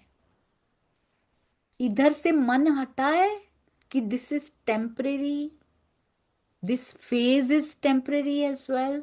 पता लगा है कुछ? दिल्ली में जो आपका तन गया वो क्या है? आत्मा। सरसावा में जो सो रहा है वो क्या है? परात्म। परात्म में तो एक साथ जागनी होगी, पौड़े भेले जागसी भेले। लेकिन आपको ये आभास होना चाहिए कि आपका वास्तविक स्वरूप क्या है। जब गहरी निद्रा में आप होते हैं, जैसे मैंने अभी कहा, आपको कुछ पता नहीं रहेगा कि मैं सरसावा में सो रहा हूं, बस आप सो रहे हैं। उसी तरह से जो सुंदर साथ अभी वाणी के चिंतन से दूर हैं, एक मंथन होता है, एक चिंतन होता है, उसी के बारे में अंदर चिंतन चलता रहना। हर समय चलेगा तो रोम रोम के व्यवहार से आवाज आएगी कि तू ब्रह्मात्मा है। हमें कैसा व्यवहार यहाँ पे करना चाहिए, कैसी रहनी यहाँ पे होनी चाहिए। कहते हैं जो सुंदर साथ अभी वाणी के चिंतन से दूर है, चितवनी से दूर है, वो अपने को जान नहीं सकते हैं। यहां तक कि सुंदर साथ जी मंथन करके भी नहीं जान पा रहे हैं, क्योंकि हम केवल शब्दों को ले रहे हैं सुंदर साथ जी, उसके अंदर के मर्म को लेकर जब तक वो अप्लाई नहीं करेंगे तो मंथन करने वाला और ना करने वाला एक समान हो जाएगा। तो इसलिए मंथन कीजिए, पर उसको उतारिए। मंथन जरूरी है, चितवन जरूरी है, पर उससे क्या हम में कुछ चेंजेस आने, वो बहुत जरूरी है। सामान्य ज्ञान से बस इतना पता है कि हम परम धाम से आए हैं, लेकिन ये पता नहीं कि राजी सेहरग से नजदीक हैं। ये पता नहीं मेरा श्रृंगार क्या है। जैसे हमारे बीच में सुंदर साथ जी बैठे हैं, किसी का रंग सांवला, किसी का गोरा, कोई नाटा, कोई बूढ़ा, कोई बच्चा, कोई किशोर, सभी अलग अलग रूप रंग की अवस्था के हैं। सबसे पूछा जाए आपका स्वरूप क्या है, आप दर्पण में देखेंगे मैं कैसा हो गया हूं, आप किसको देख रहे हैं? स्वाप्निक तन को देख रहे हैं। आपका सूक्ष्म शरीर अलग है, कारण शरीर अलग है, चेतना का स्वरूप अलग है, और उसके ऊपर आत्मा परात्म का प्रतिबिंब लेकर बैठी है। बहुत ही सुंदर सुंदर सा। परात्म के प्रतिबिंब को कैसे समझें, इसको एक दृष्टांत से समझिए। पीपल का बीज कितना छोटा होता है, यदि मैं कहूं कि पीपल के इस छोटे से बीज में, जो सरसों से भी छोटा होता है, उसके अंदर एक बहुत बड़े पीपल के वृक्ष की डालियां हैं, फल हैं, फूल हैं, तो आप क्या कहेंगे कि पागलपन है? एक छोटे से बीज के अंदर इतने बड़े वृक्ष का आकार कैसे हो सकता है? अवश्य हो सकता है, लेकिन वो कारण रूप में है।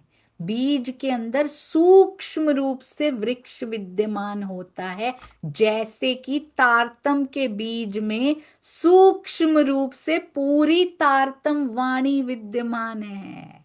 सुंदर साज जी, बीज के अंदर सूक्ष्म रूप से वृक्ष विद्यमान होता है। उसी तरह से जो परात्म है, परात्म का संपूर्ण श्रृंगार आत्मा के रूप में आता है। जैसे स्वप्न देखते समय आपका शरीर, मूल तन तो यहीं रह जाता है, आपके मन का जो संकल्प होता है, वो संकल्प मन की शक्ति के माध्यम से, यानी मन की तरंगे दूसरे शरीर की रचना करता है संकल्प की शक्ति से, और उसमें चित्त के संस्कारों के अनुसार वैसा व्यवहार करने लगता है। बस ये कहानी है।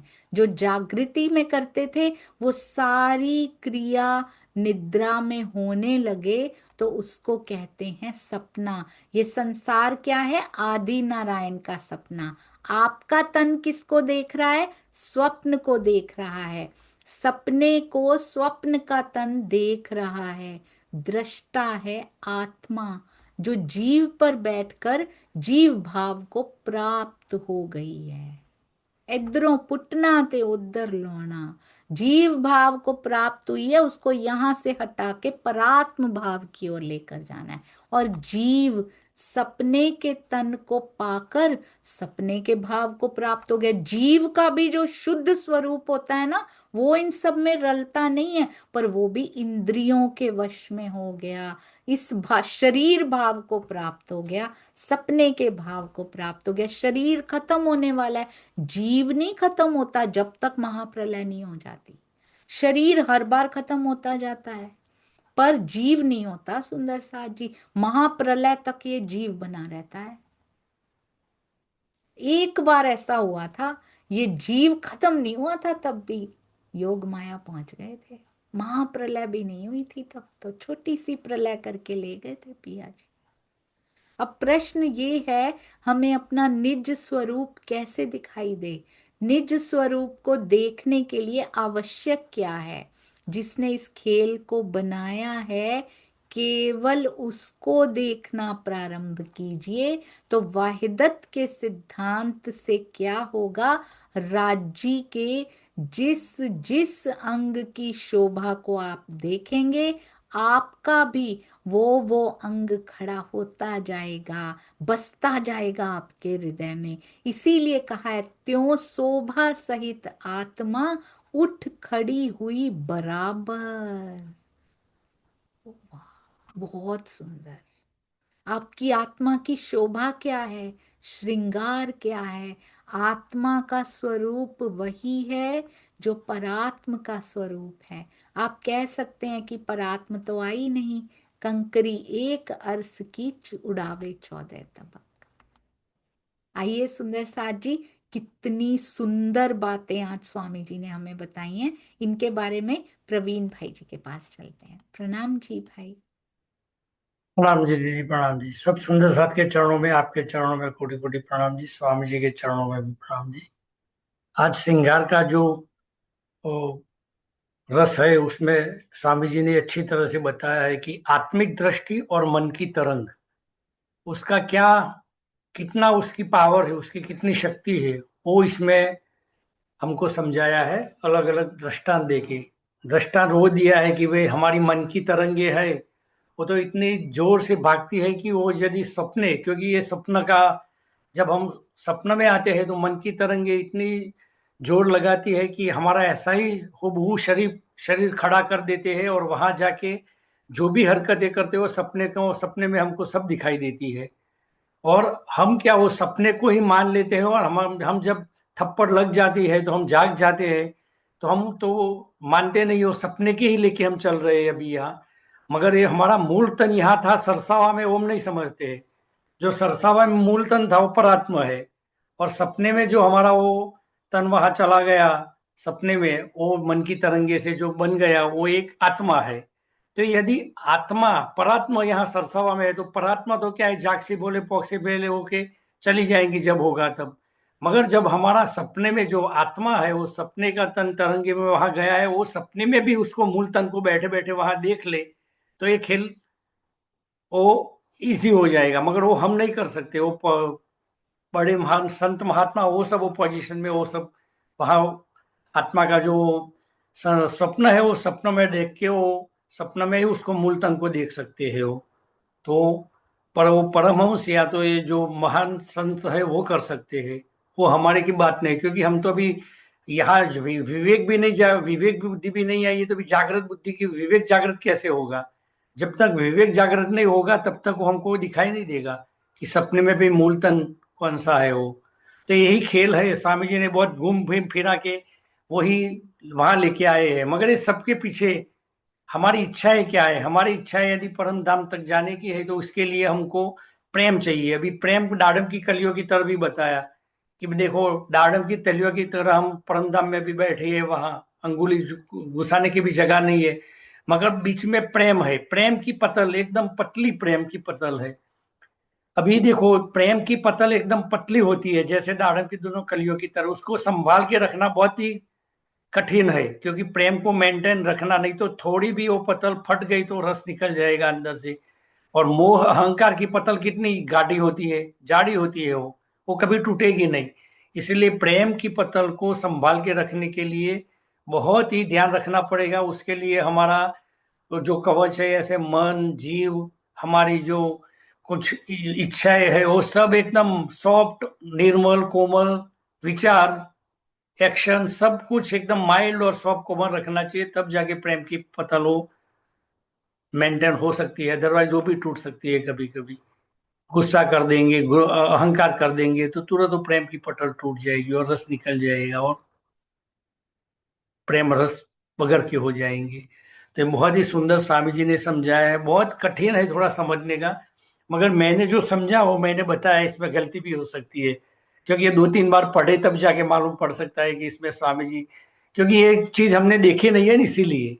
हमने यदि देखी होती, फीलिंग की होती थोड़ी बहुत भी, तो हो सकता है कि इसमें से इमीडिएटली समझ में आ जाए। मगर इतना समझे कि भाई ये सरसा वाला जो है वो परात्म है, और जो सपने में गए हैं और वो आत्म है। बस ये खेल को आत्मिक दृष्टि से आपने यही भी बताया कि आंखें तो हमारी 5-6 किलोमीटर तक मैक्सिमम, वो फ्लाइट चलाता है तो अच्छा वेदर होगा तो 5-6 किलोमीटर तक वो देख सकते हैं विजन को। मगर हमारी आत्मिक दृष्टि है वो कहाँ तक जाती है और कितने समय में है और कितना फास्ट जाके देख लेती है। तो बस वही है कि आत्मिक दृष्टि खुलनी चाहिए। वो चित्तवाणी में खुलेगी, ऐसे बैठे बैठे तो नहीं खुलेगी। वाणी मंथन करेंगे, ये श्रृंगार का शोभा जो है वो हम धनी की पिया जी की बसाएंगे तो आत्मिक दृष्टि वो लेके जाएगी, तो वो देख सकती है वो। तो प्रणाम जी दी, जो मेरे को मेरे भाव थे वो मैंने रखे, इसमें गलती भी हो सकती है। प्रणाम जी।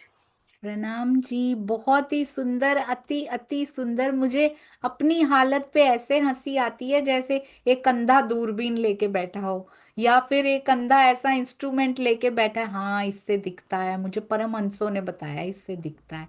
पर हम उस आंखों का वो नहीं कर रहे हैं, इलाज नहीं कर रहे ब्रह्मवाणी से जो रहनी से आता है ना। बहुत सुंदर भाई, अति सुंदर। और स्वामी जी और सतगुरु रूप में सबके सतगुरु वही इलाज करने बैठे हुए हैं सुंदर सा जी। किसी पे कभी भी कोई उंगली नहीं उठानी, इस नाटक में कोई गुनाह ऐसा नहीं करना कि हमारा खुद का ही रास्ता अवरुद्ध हो जाए। सबसे प्रेम कीजिए अपने आप। आपको पता है नॉर्मल आंखें यदि थोड़ी दूर तक देख पाती है ना, विवेक दृष्टि उससे काफी दूर तक देख पाती है, और जागृत बुद्धि से तो पट खुल जाते हैं। निज बुद्धि तो राज्य के हाथ में होती है। बहुत सुंदर है। तो विवेक बुद्ध भी उनके ही हाथ में, जागृत भी उनके ही हाथ में। हम चलते हैं रमेश भाई जी और फिर अनीता जी। सही है। प्रणाम जी। प्रणाम जी सुंदर साथ जी। प्रणाम जी सोनिया जी, आपके चरणों में कोटि कोटि प्रणाम जी। प्यारे सुंदर साथ जी। आज की जो चर्चा हुई बहुत ही सुंदर चर्चा सिद्धा सी। तो सबको प्रेम ही रखना है, प्रेम के माध्यम से ही जो कुछ हासिल हो सकता है। ब्रह्म इसके एक अंग, सो तो बसतो वतन अभंग। ब्रह्म सृष्टि ब्रह्म एक अंग, ये सदा आनंद अतिरंग। और ब्रह्म और प्रेम दोनों ही अभिन्न है, हमेशा साथ साथ ही रहते हैं। और इनका मूल निवास अखंड परम धाम में है। इनकी अक्षरास्तित्व के साथ सर्वदा ही अनंत प्रेम और आनंद की लीला होती है। जिस प्रकार शक्कर में मिठास और सूर्य में तेज का गुण स्वाभाविक है, उसी प्रकार अक्षरातीत पर ब्रह्म में प्रेम ओतप्रोत है। प्रेम से अलग करके अक्षरातीत को देखा नहीं जा सकता। सुंदर साथ जी, प्रेम ही सब कुछ, प्रेम से ही सब कुछ पाया जा सकता है। इसीलिए झगड़े से बचे, धनी की याद में रहो, प्रेम रखो, एकता रखो, सुंदर साथ का मान बढ़ाओ। प्रेम ही सर्वोपरि है। प्रेम है तो ज्ञान है और सत्य है। सत्य है सुंदर साथ, जो सत्य के साथ खड़े रहिए, असत्य के साथ नहीं जाना चाहिए। असत्य अंधकार में ही डुबाता है। आपका अहंकार रूपी सर जब आप सतगुरु के चरणों में रख देंगे, तब अपने सतगुरु आध्यात्मिक ज्ञान की झोली से भर देंगे। मोह माया अहंकार को त्यागने के लिए प्रेम लाना जरूरी है, और वो प्रेम हमें सच्चे सतगुरु के माध्यम से ही मिलता है। हमें एकता बनाए रखनी है, ना कि अलगतावाद के जरिए अहंकार में जाना नहीं है। हम एकत्व एक दिली के साथ प्रेम में रहना है। आप एक सबको जुड़ना है, तोड़ने का काम नहीं करना है। सुंदर साथ जी, जैसे एक टेलर होता है, वो टेलर यानी कि दर्जी जो कपड़े सिलता है, तो उनकी दो चीज प्यारी होती है। एक है उनकी सीजर जो कपड़े को काटने का काम करती है, और दूसरी है सुई, बारीक सी सुई को बहुत संभाल के रखता है। तो सीजर तो कपड़ा काट कर साइड में वो रख देता है, उस पर कोई ध्यान नहीं देता। लेकिन सुई को अच्छी तरह संभाल के रखता है, वो डिब्बे में से निकाल कर सब कपड़े को जुड़ने का काम करती है। सुंदर साथ जी, हमें भी उस सुई की तरह ही एक दूसरे के साथ रहना है, प्रेम से जुड़ कर रहना है। तोड़ने का काम नहीं करना है, हमें जोड़ने का काम करना है। सत्य के साथ खड़े रहना है। सत्य ही प्रेम है। जहाँ प्रेम है वहाँ एक दिल ही है। स्वार्थ रहित प्रेम में रहना है। प्रेम प्रेम सब कोई कहे, प्रेम न जाने कोई। स्वार्थ रहित निडर रहे, प्रेम बिना जो होए। उसी तरह प्रेम बांट के रहो, चितवनी में रहो, और धनी को हृदय में बसाकर उनकी याद में रहो। सुंदर साथ जी, प्रणाम जी। प्रणाम जी सोनिया जी, आपके चरणों में, सभी सुंदर साथ के चरणों में प्रणाम जी। और जो ये भाव देने के माध्यम से सबको जोड़ रहे हैं, दो दो सुंदर साथ को, वो दीदी जी, उनके चरणों में भी कोटि कोटि प्रणाम जी। प्रणाम जी सुंदर साथ जी।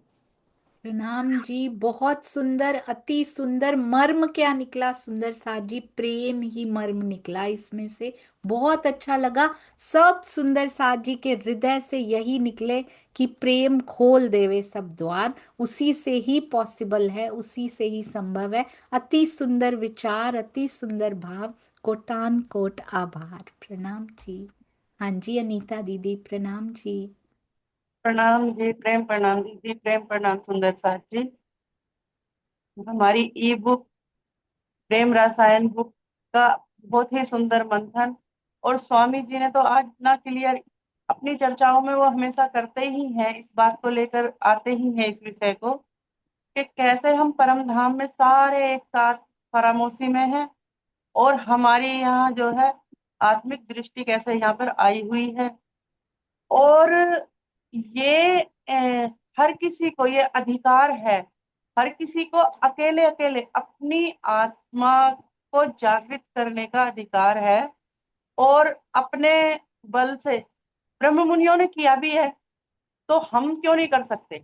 हम अगर कथनी छोड़ दें, रहनी में आए, तो वास्तव में ही हम परम धाम के 25 पक्ष और अपनी परात्म में जरूर जागृत हो सकते हैं। रोज जा सकते हैं, रोज देख सकते हैं चितवनी के माध्यम से।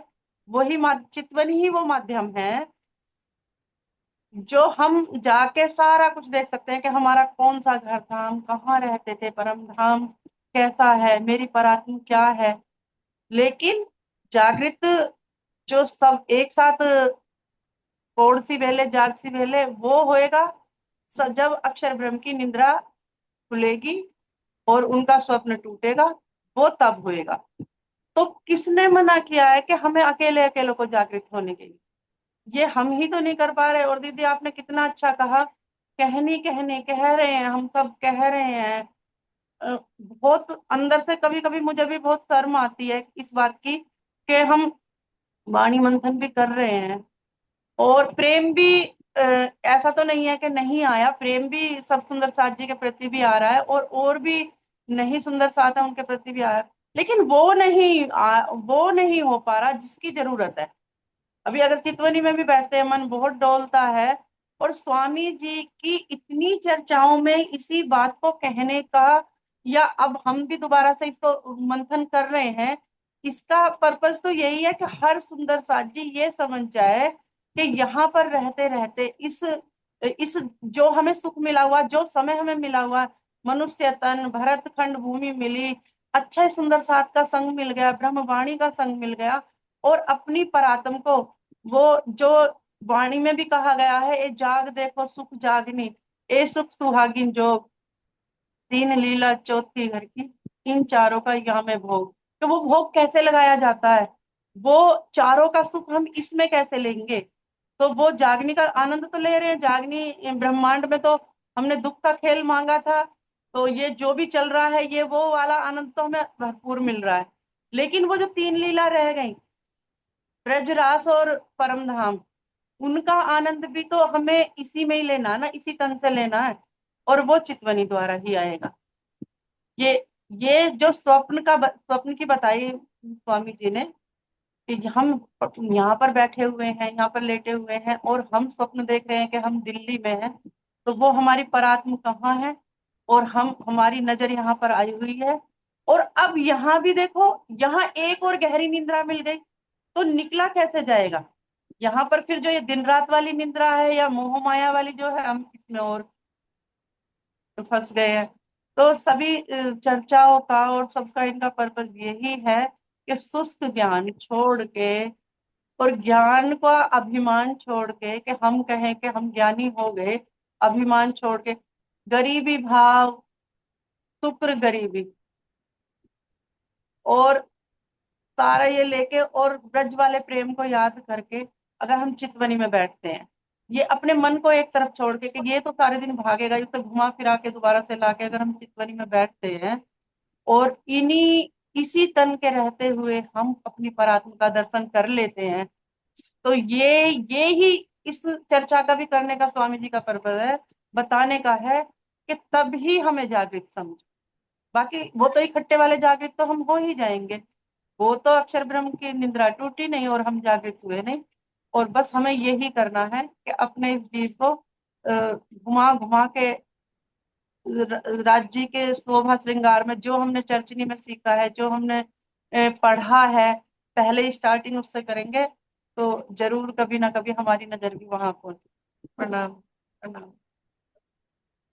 प्रणाम जी, बहुत सुंदर, बिल्कुल सही कहा आपने कि नजर वहां पहुंचेगी। आता है ना दीदी, भीम की नजर खुली जाए पहुंची लीला मोह। तो ये तो नहीं लिखा परम धाम की लीला में ही पहुंच गई, जाने कौन सी लीला में पहुंच गई हो उनकी नजर। किसको छोड़ देंगे बताइए आप? क्या पता ब्रज की लीला में ही पहुंची हो, रास की लीला में ही पहुंची हो, परम धाम की लीला में। डायरेक्ट तो परम धाम की लीला में नहीं पहुंचती है सुंदर साथ जी, मुझे ऐसा लगता है मेरे जीव के लिए डायरेक्ट नहीं पहुंचती, वाया वाया करके अवस्थाओं के हिसाब से ही पहुंचती है परम धाम की लीलाओं में।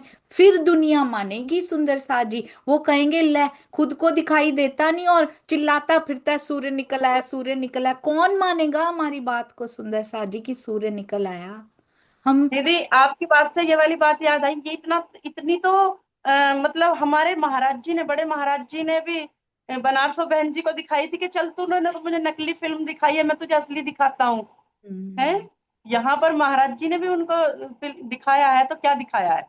और भाव सिंह की भी नजर को, भाव सिंह जी को भी दिखाया था, तो ब्रजराज ही दिखाया था ना। Yes, प्रणाम दीदी। बिल्कुल सही, बहुत सुंदर। और आपने देखा जब उनको किया था ना दीदी, ये भैरव सेठ, पहले दिन हाँ जी। ब्रज का वर्णन, पहले दिन क्षर ब्रह्मांड, फिर ब्रजरास अक्षर का वर्णन किया, उसके बाद फिर परमधाम का, डायरेक्ट परमधाम में ले जाते, नहीं लेके जाते, क्योंकि अच्छा नहीं होता इन आंखों के लिए, डायरेक्ट सहन नहीं कर पाती। जब तक चारों को नहीं पकड़ेंगे ना सुंदर साथ जी, तब तक नहीं हो पाएगा। मैं ये सोचती हूँ कि उस दिन लिखा हुआ था ना दीदी, श्री सिंधी में लिखा था, ये इलम और हुक्म भी रोड़ा बन के खड़ा है सामने, देखा आपने? हाँ जी। तो ये इलम रोड़ा बनता है और हम बनाते हैं, हमारा अहंकार इसको रोड़ा बना के खड़ा कर देता है। इल्म रोड़ा नहीं होता कभी भी, हमारा अहंकार की परत उसको रोड़ा बना देती है, नहीं तो वो कभी नहीं बन सकता। राज्य के हृदय का वो सागर हो, उसके ऊपर भी अहंकार की परत यहाँ चढ़ जाए तो वो भी रोड़ा बन जाता है। आप सोचिए, जिनके पास पहले ज्ञान ही नहीं होता था दीदी, पर उनको एक बात बस मन में बस गई थी कि ये नाटक है, उनको ज्यादा ना। इल्म नहीं था, है ना? ब्रह्मवाणी भी बाहर नहीं निकली थी, तो क्या कोई भी नहीं गया?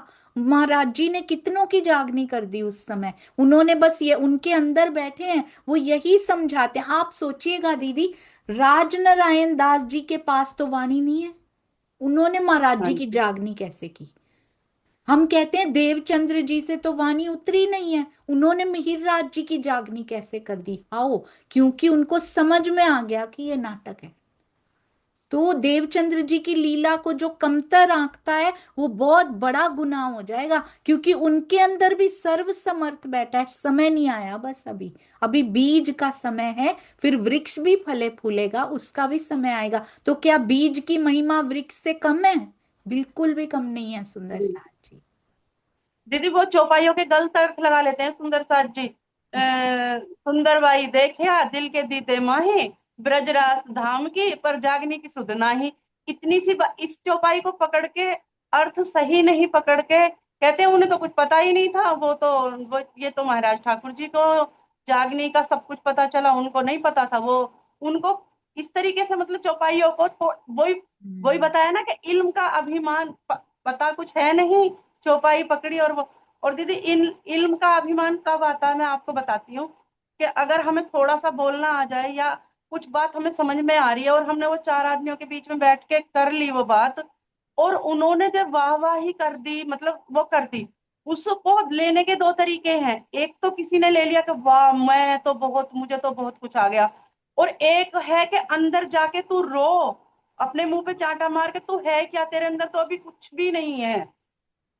अगर अगर अपने को धिक्कारता है कि भाई मैंने ये चलो बोल दिया, या राज्य ने बुलवा दिया या किसी ने कहा बोल दो, लेकिन अपने को तो देख, अपने अंदर झांक के देख ले और अंदर जाके ये करे कि मैं तो कुछ भी नहीं, अभी मेरे में कुछ भी नहीं है, तो नहीं आएगा। और अगर उस वाहवाही में चढ़ गया कोई, तो फिर सत्यानाश है। बिल्कुल, बिल्कुल सही। इसका भी इलाज ना राजी बड़ा सुंदर करते हैं, पता है कैसे? वो ना उस समय कहलवाते हैं, बाद में पूरा दिन खाली होता है, आपको पता होता है मेरे पास कुछ नहीं है।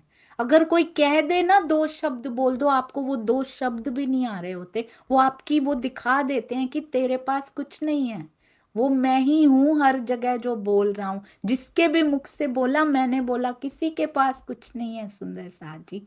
तो इसीलिए एक बार दुष्यंत भैया ने पूछा था, मुझे वो प्रश्न बहुत याद आता है, is there a minimum limit of ज्ञान, कि जिससे प्रेम उपजना शुरू हो जाए? यस सुंदर साथ जी, there is a minimum limit of ज्ञान।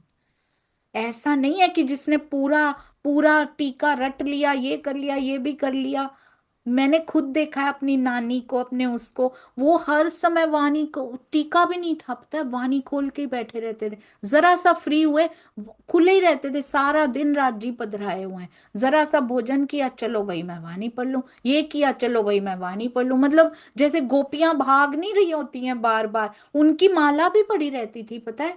उनके चलता रहता है। मैंने खुद उनके पास बैठ के मैंने देखा हुआ है कि वो जप नहीं, वो बोल नहीं रही पर आवाज आ रही है। वो कहाँ से आ रही है मैं खुद ढूंढती थी कि नानी आप बोल रहे थे क्या, बोल रहे। मैं कभी कभी कान लगा के सुनती थी, अंदर अंदर तो पक्का बोल रही होंगी ये। कहाँ से आवाज आ रही है ये इनके अंदर से। तो इसको कहते हैं कि रोम रोम में से आवाजें आती हैं सुंदर सा जी। तो जिसको जैसे करना है उसको करने दीजिए। या तो मैंने देख लिया है तो मैं उसको सुझाऊं, है ना, कि तेरी माला गलत है, तेरी कंठी गलत है, तेरी ये गलत है। या तो मेरे पास है, मैं उसको सुझाऊं कुछ जाके, उनको उसमें आनंद मिल रहा है। मुझे पता है क्या लगता है सुंदर सा जी, मुझे लगता है यहाँ के पति का मंगल सूत्र हम पहन लेते हैं, है ना। उसमें कभी किसी को कहा तेरे शरीर का पति है, क्यों मंगलसूत्र पहन रखा है, बल्कि खुशी होती, हाय तेरा कितना सुंदर है, नई नई शादी हुई हो, कौन सी डिजाइन का बनवाया, तेरे ससुराल ने कहाँ से लिया, हम भी बनवाए। कभी कहा है कि शरीर का पति है क्यों पहन रखा है तूने मंगलसूत्र, कभी कहा है सुंदर साजी किसी ने। बुरा मान जाएंगे वो लोग अगर कहेंगे तो अगर किसी को पहन के आनंद मिल रहा है, उसको एहसास हो रहा है कि वो मेरे पास है, तो क्या फर्क पड़ता है। उसको क्यों हम ये बोल देते हैं कि वो अपने आप उसके अंदर से जब आएगी तो शायद वो कहे कि अब मुझे जरूरत नहीं, अब मेरी वो अवस्था पूरी हो चुकी है। मुझे किसी पे वो नहीं आता, सब पे प्यार आता है। चाहे वो माला पकड़ के बैठे हो, चाहे कंठी पहन के बैठे हो, चाहे हो सकता है वो सेवा पूजा भी हमारे वाणी मंथन से ज्यादा गहरी कर रहे हो सकता है उनकी परिक्रमा में हमारी चितवन से ज्यादा बल हो। सुंदर साथ जी, भाव मैटर करते हैं। अंदर की चीजों को देखिए, ऊपर मत देखिए सुंदर साथ जी। इनको ज्ञान नहीं है, ये मंथन नहीं करते, ये ऐसे नहीं करते। हम होते कौन है, मेरा अंधापन दूर हो चुका है जो मैं किसी के ऊपर उंगली उठाऊं। हम नहीं है उंगली उठाने के काबिल। हम प्रेम करेंगे उतना ज्यादा उपजेगा सुंदर साथ जी। राज्य की तरफ से सप्लाई उतनी ज्यादा बढ़ेगी। तो इसीलिए सबसे प्रेम कीजिए, चाहे कोई कुछ भी कह रहा हो। अगर हमने मंथन सच में अंदर एक शब्द भी उतरा है ना, तो मेरे हृदय से किसी के लिए भी, हृदय से भी नहीं उपजेगा, विचार भी नहीं उपजेगा। ऐसा ऐसा होना चाहिए। आशिमा जी के पास भी चलते हैं। प्रणाम जी आशिमा जी। राम जी। प्रणाम अति जी। सुंदर आज का ही मंथन। इसमें मुझे आज जो बात सबसे दिल के करीब थी वो यही थी कि हमें अपने परात्म को जो है उसका एक एक अंग हमारा तभी खड़ा होगा हमारी आत्म की दृष्टि में जब हम चितवनी करेंगे, ध्यान करेंगे और राजी का ध्यान करेंगे। तो राजी और श्यामा जी हमारे जो युगल स्वरूप हैं, उनका जब हमें दीदार होगा, उनका जैसे जैसे एक एक अंग हमें दिखेगा, चितवनी में नजर आएगा, वैसे वैसे हमारी भी जो परात्म महामूल मिलावा में बैठी है उसका भी हमें दीदार होना शुरू होगा वैसे वैसे। तो ये भी शनै शनै ही होगा। और बहुत ही सुंदर स्वामी जी ने अब अपनी इसमें चर्चा में हमें समझाया है कि कैसे जीव जो है वो जीव की यात्रा है ये पूरी, कि पे कैसे वो कसनी करता है और फिर जब आत्मा में प्रेम आता है, तो आत्मा में जब प्रेम आता है तभी हम अपने धनी को पा सकते हैं। तो आत्मा धनी का दीदार जो है वो करती है। और ये सभी तभी संभव है जब शुरुआत में हमें इलम होगा, फिर इश्क होगा, ईमान होगा, ये सब चीजें साथ समन्वय होगा इन सब चीजों का, तभी हम आगे बढ़ पाएंगे। तो ये यात्रा जो है ये स्वामी जी हमें बहुत अच्छे से समझाते हैं कि जीव की यात्रा, फिर आत्मा की यात्रा, और कैसे फिर धनी हमारे अंदर, हमारी आत्मा में वो सारा परम ध्यान का एक एक 25 पक्षों में से एक एक पक्ष, और एक एक अपना श्रृंगार, एक एक अपना वस्त्र, एक एक आभूषण वस्त्र का श्रृंगार, श्यामा जी का श्रृंगार, ये सब हमें जो है चितवनी में दिखाते हैं। तो ये तभी पॉसिबल है अगर हम सब प्रेम से आगे बढ़े। तो प्रेम ही इसकी कुंजी है। बहुत ही प्यारा है मंथन। प्रणाम जी। प्रणाम जी। प्रणाम जी, बहुत सुंदर, बिल्कुल सही सुंदर साथ जी। और वाणी की चौपाइयों की एक एक चौपाई हृदय में बिठाने लायक है। चाहे वो रास का श्रृंगार दिया हो, उसके बाद धीरे धीरे आपने देखा है रास और श्रृंगार में काफी दूरी है। किताबों में देखो, रास के बाद श्रृंगार कितनी देर बाद आती है किताब। रास के तुरंत बाद रख देते, संकलन करते हुए रख देते, नहीं रखी उन्होंने। तो कितनी दूरी है उसके बाद धनी के श्रृंगार में। ये बसेगा तो उसका कितने समय बाद राज्य का होगा, सोचिएगा। हमने इसको ही छोड़ दिया, हम डायरेक्ट कहां पहुंच गए, तारतम का तारतम, दैट इज फॉर मी। बाकी सारा कुछ जीव सृष्टि के लिए है सुंदर साथ जी, नहीं। एक एक लीक का वर्णन क्या जीव सृष्टि के लिए किया उन्होंने। मुझे उस दिन ऐसे हो रहा था कि राजी चरण की लीक का वर्णन कर रहे हैं। किसकी? कौन दिखाई दे रहा है सामने? बांके बिहारी दिखाई दे रहे हैं। तन कैसा दिखाई दे रहा है? चोटी की हुई है, पटोली पहन रखी है।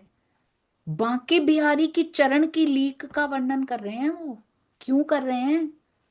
अंगूठे के साथ की अंगुलियां नहीं, अंगुलियों के बीच की जगह, उसका वर्णन। कितना प्रेम हमें उस पे आना चाहिए, इसका मतलब।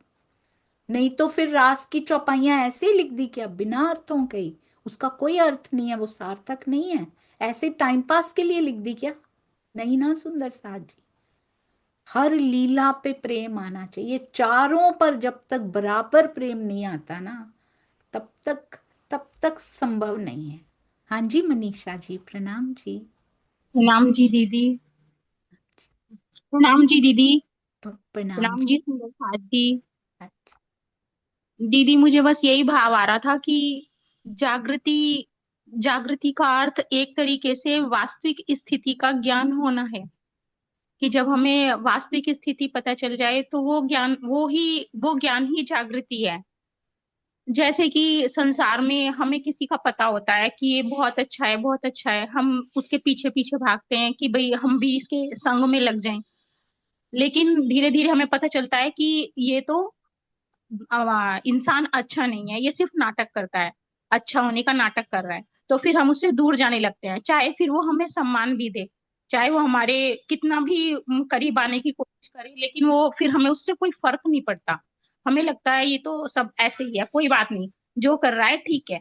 ऐसे ही जैसे जब बच्चे बड़े हो जाते हैं, मैच्योर हो जाते हैं, तो फिर उन्हें पता चल जाता है कि हमारे माँ बाप जो है हमें अच्छे के लिए बोल रहे हैं या बुरे के लिए बोल रहे हैं। तो वो कभी अगर उन्हें गुस्से में गुस्सा भी नहीं होता उन्हें, वे वो उन्हें डांट देते हैं या चांटा दिखा देते हैं कि ये देखा है तुमने, तो फिर वो उस पे नाराज नहीं होते, मुस्कुरा के बात निकाल देते हैं। उन्हें पता होता है कि ये हमारे भले के लिए कह रहे हैं, इन्हें गुस्सा नहीं आ रहा है। इन वास्तविकता ये है कि इनको गुस्सा नहीं आ रहा है, इनका ये भी प्यार ही है। तो मुझे ऐसा ही लगा कि वास्तविकता को जान लेना ही जागृति है। ऐसे ही अगर हमें ये पता चल जाए कि हमारे परम धाम की वास्तविकता क्या है, हम वहां पे बैठे हैं, ये सब हम नाटक देख रहे हैं, तो फिर अगर हमें ये सब पता चल जाए तो उसके बाद फिर हमें संसार में रहने में परेशानी नहीं होगी। मुझे ऐसा लगा दीदी। प्रणाम जी दीदी, मेरे तो यही भाव थे। बहुत सुंदर, अति अति सुंदर। ये वास्तविकता का पता चल जाना विवेक बुद्धि है अभी सुंदर साथ जी। जागृत बुद्धि उसके भी अंदर की तह है, कभी भूलना नहीं। फिर उसको जो जागृत हो जाता है ना, वो सब कुछ देख पाता है। विवेक बुद्धि से फिर भी कभी भूलता है, पर बार बार विवेक बुद्धि पुकारती है आपको कि नहीं, ये नाटक है, ये नाटक। जागृत बुद्धि परमानेंट दे देती है आपको। और फिर सुंदर साथ जी, जागृत बुद्धि यानी कि आंखें उतनी खुल गई कि अब आप इन लीलाओं में रमण कर सकते हैं। और निज बुद्धि यानी पिया जी के साथ एकाकार हो जाना, वो तो विरला ही कोई हो पाया है यहाँ पे। हमें जागृत तक भी चले जाए ना, तो बहुत बड़ी बात हो जाएगी। महाराज जी गए हैं सुंदर साथ जी निज बुद्ध की स्टेज पे। हम तो ऐसे ही लेके बैठ गए हैं कि स्वप्न छोड़ो, ये छोड़ो, ये छोड़ो, हम तो निज बुद्धि वाले हैं, यही चार किताबें पढ़ो। ये अहंकार है, रोड़ा बन के खड़ा है सुंदर साथ जी ये हमारे सामने। बहुत ध्यान दीजिए, वाणी की एक एक चौपाई हमारे लिए उतरी हुई है। जी प्रफुल्ला दीदी, आप हैं तो 2 मिनट जरूर बोलिए अगर हो सके तो।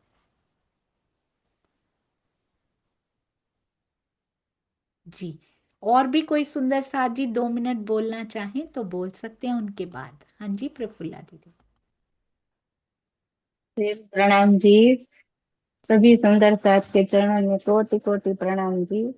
आज जो ये प्रेम रसायन बुक है ना, इसमें से इतनी सुंदर सुंदर बातें पता चलती है कि हम इस संसार में रह रहे हैं, लेकिन हमें पूर्ण ज्ञान मिलते हुए भी हम इस ज्ञान को ये साबित नहीं कर पा रहे हैं कि हमें जागृत बुद्धि का ज्ञान मिला। तो जो इस संसार के सामान्य जीव, उच्च कोटि के जीव है, उसको तो ये तो पता है कि परमात्मा है, लेकिन कहाँ है वो उसको नहीं पता है। लेकिन फिर भी वो उसकी खोज में लग गए हैं। और हम तो एक ब्रह्मात्मा का दावा करते हैं, हमें पता है हमारा घर कहाँ है, हम कौन है, लेकिन फिर भी हम हमारी वास्तविकता की पहचान नहीं कर पा रहे। क्योंकि वास्तविकता की पहचान हमें जब तक वो स्तर प्राप्त होगा नहीं तब होगा। क्योंकि जिस जीव पर हम आत्मा बैठी है ना, उस जीव भी बताया कि इतना इस चक्रव्यूह में फंसा हुआ है कि उसको पता ही नहीं है कि मेरा अस्तित्व कहाँ है। तो जब तक तारतम्य वाणी के माध्यम से, जागृत बुद्धि के ज्ञान के माध्यम से हम पहले तो हमें हमारे जीव की वास्तविकता का भी पता चलना होगा। क्योंकि ये जो तीन पुरुष की लीला होती है ना, जब कृष्ण त्रिधा लीला चलती थी तो हम केवल एक कृष्ण जी के तन के ही त्रिधा लीला जानते थे। लेकिन आज जो हमें वास्तविकता का पता चलता है ना, वो ये पता चलता है कि जो एक ही पुरुष तीन अवस्था में कैसे लीला करता है। तो बताया कि एक उसके इश्क का स्वरूप है, वो स्वलीला अद्वैत परम धाम में लीला करता है। वहां नहीं बनता है, नहीं मिटता है, सदैव ही एक रस होता है। और दूसरा पुरुष होता है जो अपनी लीला करता है सत्ता के स्वरूप में। तो वो जो लीला होती है, उसका जो ब्रह्मांड होता है, वो कैसा होता है। तो बताया कि उसका अद्वैत का ब्रह्मांड होता है, जहाँ बनता है लेकिन कभी मिटता नहीं है। और तीसरा ब्रह्मांड होता है उसके स्वप्न की ब्रह्मांड का लीला, तो उसमें बनता भी है और मिटता है। तो आज जो स्वामी जी ने बताया ना कि जो हमारा मूल परात्मा का तन है वो परम धाम में बैठा है, और जो हम जिस जीव पर बैठे है, जिस परात्मा की नजर इस संसार में आई है ना, तो वो ये जीव पर बैठी है उसको पता ही नहीं है। तो धनी हमें एक प्रेम रसायन बुक से, और जब सदगुरु हमें ये श्रृंगार की वाणी से जो दिखाना चाहते हैं ना, वो मारिफत का रस स्वामी जी ने पूरी चर्चा में इतनी गहनता से उड़ा दिया कि जो जीव इस राह पर चला है उसको ही ये बात समझ में आती है। क्योंकि सच कहा महाराज जी, वो मारिफत अवस्था में पहुंचे थे। आज जो हमें रस मिल रहा है ना ये ई रसायन बुक का, तो जो अवस्था में पहुंच कर हमें ये रसास्वादन करने का सौभाग्य प्राप्त हुआ है ने, तो हम भी जब इस अवस्था तक पहुंचेंगे ने, तब हमें प्रेम की वास्तविकता पता चलेगी, इलम की वास्तविकता पता चलेगी, वाहदत की वास्तविकता पता चलेगी। क्योंकि ये सारी बातें जब हमने सिंधी की चर्चा सुनी ने, तो इंद्रावती जी ने इसमें भी कितना सुंदर वर्णन किया और बताया कि चार मुद्दे पर इंद्रावती जो आज हमारे लिए न्यायालय में खड़ी है ने, तो आज हम क्या कह रहे हैं कि पहली साक्षी जब तक हमारा दिल गवाही नहीं देगा ने, तब तक हम किसी बात पर कैसे आगे चलते। क्या आज तो हमें इलम के द्वारा तो हमने सारी बातें समझ ली, लेकिन जिस इलम के आधार पर इश्क लेना है ने, तो दूसरी साक्षी बताया कि जब मेरा दिल कब गवाही देगा। तो बताया कि जब ये पूर्ण इलम पर मैं दृढ़ रहकर खड़ी होऊंगी ने, तब मुझे पता चलेगा कि ये इलम ज्ञान देने वाले कौन है। तो जब इससे मुझे स्पष्ट हो जाएगा तब मेरी वास्तविकता का पता चलेगा। तो तीसरी साक्षी बताई कि इलम है तो इश्क है, तो इस इश्क को लेकर हमें आगे कैसे देखना है, कैसे वहां पहुंचना है। तो बताइए कि चौथी साक्षी तो कई रसूल आए इस संसार में और देकर चले गए, लेकिन फिर भी कोई इस साक्षी को नहीं समझ पाए। तो आज स्वामी जी ने जो प्रेम रसायन बुक से स्पष्ट कर दिया, इस अमृत भरी चर्चा को जो हमें सुनाया है ना, तो इसमें जो हमारा मूल अस्तित्व परात्मा का है ना, वो कहाँ है, और वो अस्तित्व यहाँ कैसे इस संसार में उसका प्रतिबिंब आया है, तो वो जीव पर कैसे बैठे हैं, और किस किस जीव का सहारा लेकर हमारी आत्मा ये खेल देख रही है ना, तो ये सारी बातें जो खेल की तरह हमें समझ में आएंगे नहीं, तो हम कभी विवाद में नहीं फंसेंगे, और हमारे अंदर जो घृणा की भावना है ना, वो कभी होगी ही नहीं, क्योंकि घृणा तो दूसरे के प्रति आती है। हम तो एक ही परम धाम की आत्मा है, और एक ही श्यामा जी के अंग है, और एक ही मेरे धनी के अंग से जुड़े हुए अंग संग रहने वाले हैं। तो क्यों ऐसी बातें हमें इलम होते हुए भी समझ में नहीं आती।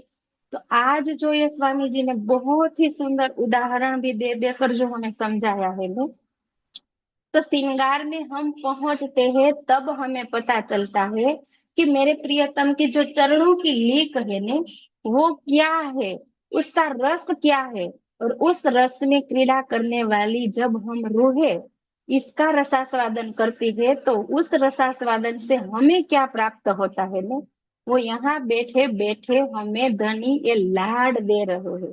तो बस वही लाड मेरे सतगुरु के हृदय से जब आता है ने, क्योंकि तरहटी में बैठी महामती के हृदय में ये उमड़ उमड़ कर सदगुरु के हृदय में उभर रहा है, और हम सब आत्माओं के हृदय में वो प्रेम भर रहे हैं ने, तो बस उसी प्रेम का जब हम रसास्वादन करेंगे तब हमें पता चलेगा कि प्रेम रसायन वास्तव में क्या है।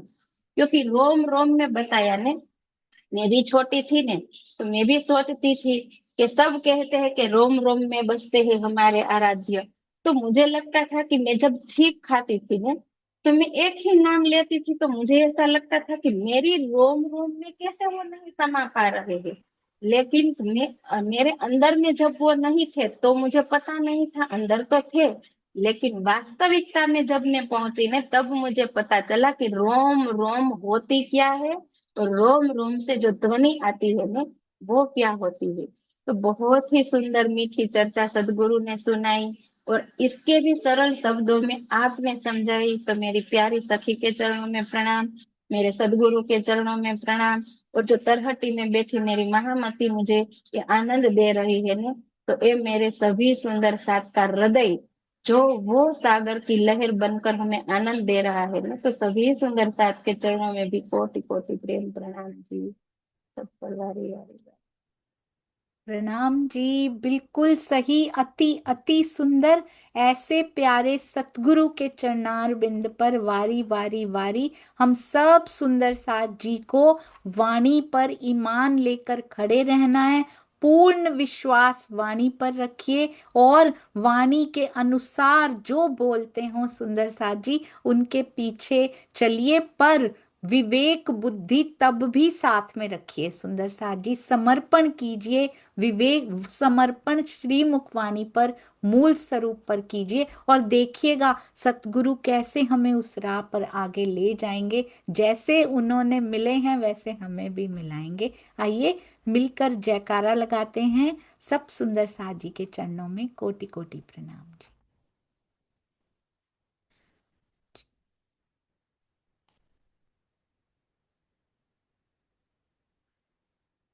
बोलो श्री प्राणनाथ प्यारे प्राणनाथ प्यारे की जय। जय बोलो जय। श्री सतगुरु सद्गुरु महाराज की जय। महाराज की ना जय। धाम की नाम जय। सर्व सुंदर साथ की जय। प्रणाम जी प्रणाम सुंदर जी। साथ। प्रणाम जी, प्रणाम जी सुंदर